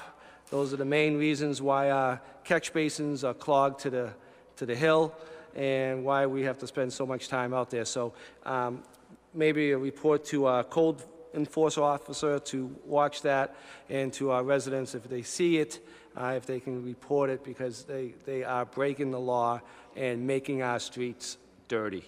So move. All in favor? Any opposed? It's a vote. And that's all for tonight. Council Gould. Thank you, Mr. President. I would like to recognize Councilor Gravel for his diligence and perseverance in fixing the sound system on his own time. I'm serious, such that we can conduct business this evening and we are actually hearing ourselves speak. So thank you, Councilor Gravel. So moved. I concur on the motion. All in favor? Any opposed? It's a vote. I'd like to make a co-motion with you, Mr. President, to invite Superintendent of Essex Tech Vocational School, Miss Riccio, to the next Committee of the Whole meeting. Along with that, I would also like to invite our school committee and Superintendent Murtagh to attend this meeting. So moved. On the motion, all in favor? Any opposed? It's a vote. Was that okay, Mr. President? I will just say that I spoke to Ms. Riccio on the phone recently about some new programs that they're adding to the tech, and she had mentioned that she had received an open invitation from the council to appear anytime, and she didn't know when that would be okay. So I told her I would make the co-motion with you, Councilor Gould, to invite her at her, so if the clerk could send her a letter saying that she is invited, and she can let us know the date that works for her, and we'll have her come before the Committee of the Whole. There's some exciting things happening over at Essex Tech, and she really was looking forward to sharing that with us. Thank you for expounding on that, Mr. President. Thank you. I'd also like to make a motion to begin the process of what it would take to institute a plastic bag ban here in the city. I'd like to have the discussion take place in the Industrial and Community Development Subcommittee and invite Ms. Sharon Cameron to attend. Also, any other people that any of my fellow councilors think would be important to make that happen. Tim, I'm wondering if you can do a little bit of work and find out what steps Salem took to make that happen, just as a neighboring town. So moved, Mr. President. On the motion, all in favor? Any opposed? It's a vote. Further motions, Mr. President. Thank you. Councilor Gravel. Thank you, Council President. I'd like to make a co-motion with Councilor McGinn to have the Public Works Department go to and examine the sidewalk at 12 Coolidge Ave and see if there's anything that can be done to level it and straighten it. I guess it's popping up because of the tree roots that are there. The resident also asked who do they speak to about getting the trees, that the city owns trimmed in front of their house, because I guess it's the winter did quite some amount of damage to the tree itself, and it needs to be pruned out. So moved. On the motion, all in favor? Any opposed? It's a vote. And then if I could get clarification, I'm not sure who I get it from at this point in time. I did have a call, this was my week for calls, I guess. I did have a call about paving over the grass strip next to the sidewalk. I've never heard of anybody wanting to do that, but I don't believe it's allowed. So I guess I would like from either the city, who? I'd say Public Services. Maybe Public Services can fill me in on what the regulation is regarding that, because this particular person pointed out 3 places where it had been done, and they believe the people didn't ask permission, and they're asking permission, and I told them I thought it was not available. So if Public Works could give me some type of feedback in terms of the ability to pave over the grass, I don't think it should be allowed, but I'd like to hear what the official city tone is on that. So moved. All in favor? Any opposed? It's a vote. And I'll leave the rest to you. So, Councilor Gravel, could item 8D, was a motion made by you, so I didn't know if you wanted to address that and receive it, and if you had any comment on it. I'm going to move to receive it, and I got that as a late I got the actual context of it in an email, so I'll refer it to the next meeting. On the motion, Councilor McGinn. Thank you, Mr. President. Through you to Councilor Gravel. Is there actually anything there to discuss in a subsequent meeting? The reason I asked Councilor Gravel is because you made the motion, and I kind of tacked onto the motion requesting that information about the number of units that were counted on the subsidized housing inventory, and the communication answers that question. So I didn't know if there was further. Yeah, no, I can move to receive it, and if I want to bring it back, I will. I got the actual document in an email. I saw it today, and I didn't have a chance to review it before I got here. So I'll move to receive it, and then like I say, if there's any action that I think we need to take in the future on it, I'll bring it back. Thank you. All in favor? Any opposed? It's a vote. And could somebody receive and approve item 8A from me? Move to receive and approve item 8A. All in favor? Any opposed? It's a vote. And Councilor Gravel, Councilor Mitsoulas, 8B is yours if you'd like. Item 8B. Site plan review for 4749 Tremont Street. Motion to receive, Mr. Chairman. All in favor? Any opposed? It's a vote. Item 9A, Councilor McGinn. Thank you, Mr. President. Move to approve taxi and limousine driver's license, Leanne Christine Bell-Gerard, license 59. So moved. All in favor? Any opposed? It's a vote. 9B. Move to approve junk dealers license renewals for 2019 for Bills Music and Fofos, 136 Main Street, and Martoni and James, 215 Newberry Street. So moved. All in favor, any opposed? It's a vote. Councilors, if you could spare me 1 minute, I just had one thing that I wanted to mention to the council that will be very quick.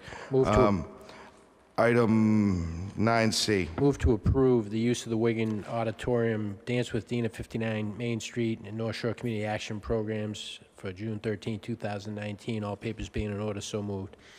All in favor, any opposed? It's a vote. Item 9D. Move to approve the banner request, Care Dimensions, 75 Sylvan Street. All papers being in order. So moved. On the motion, all in favor, any opposed? It's a vote. Councilors, the issue that I wanted to bring up was an issue that Councilor Sasslaw had brought up over a year ago regarding the planning board. And the reason I want to bring this up, you all know about the Stone Gate subdivision in Ward 1 that's being built. It was originally slated for 24 houses. I attended all those planning board meetings when I was able to, because they conflict sometimes with us. In the meantime, Attorney Kelty and his client have gone before the planning board on 5 separate occasions since then with late communications that were accepted and acted on at the planning board that I was unaware of. And those communications added 9 additional lots, separate from the subdivision, but on the street, and 5 of those houses will be on Bartholomew Street, which I believe is going to be a major concern, but those lots have already been approved.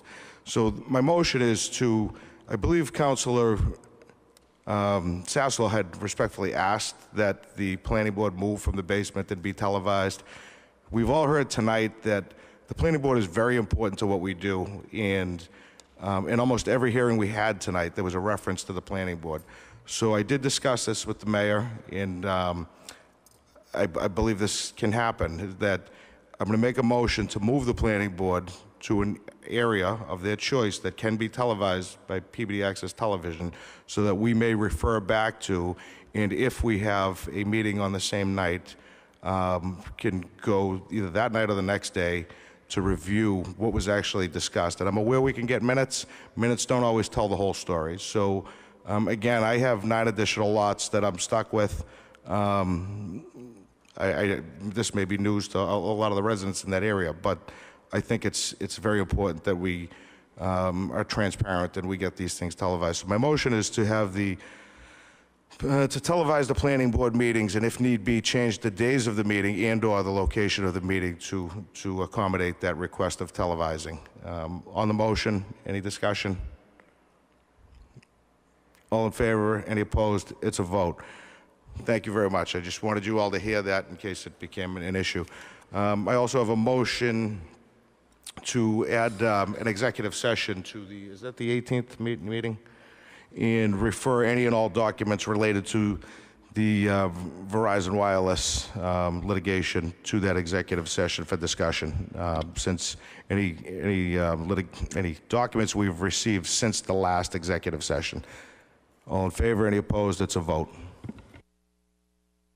Motion to adjourn. Moved.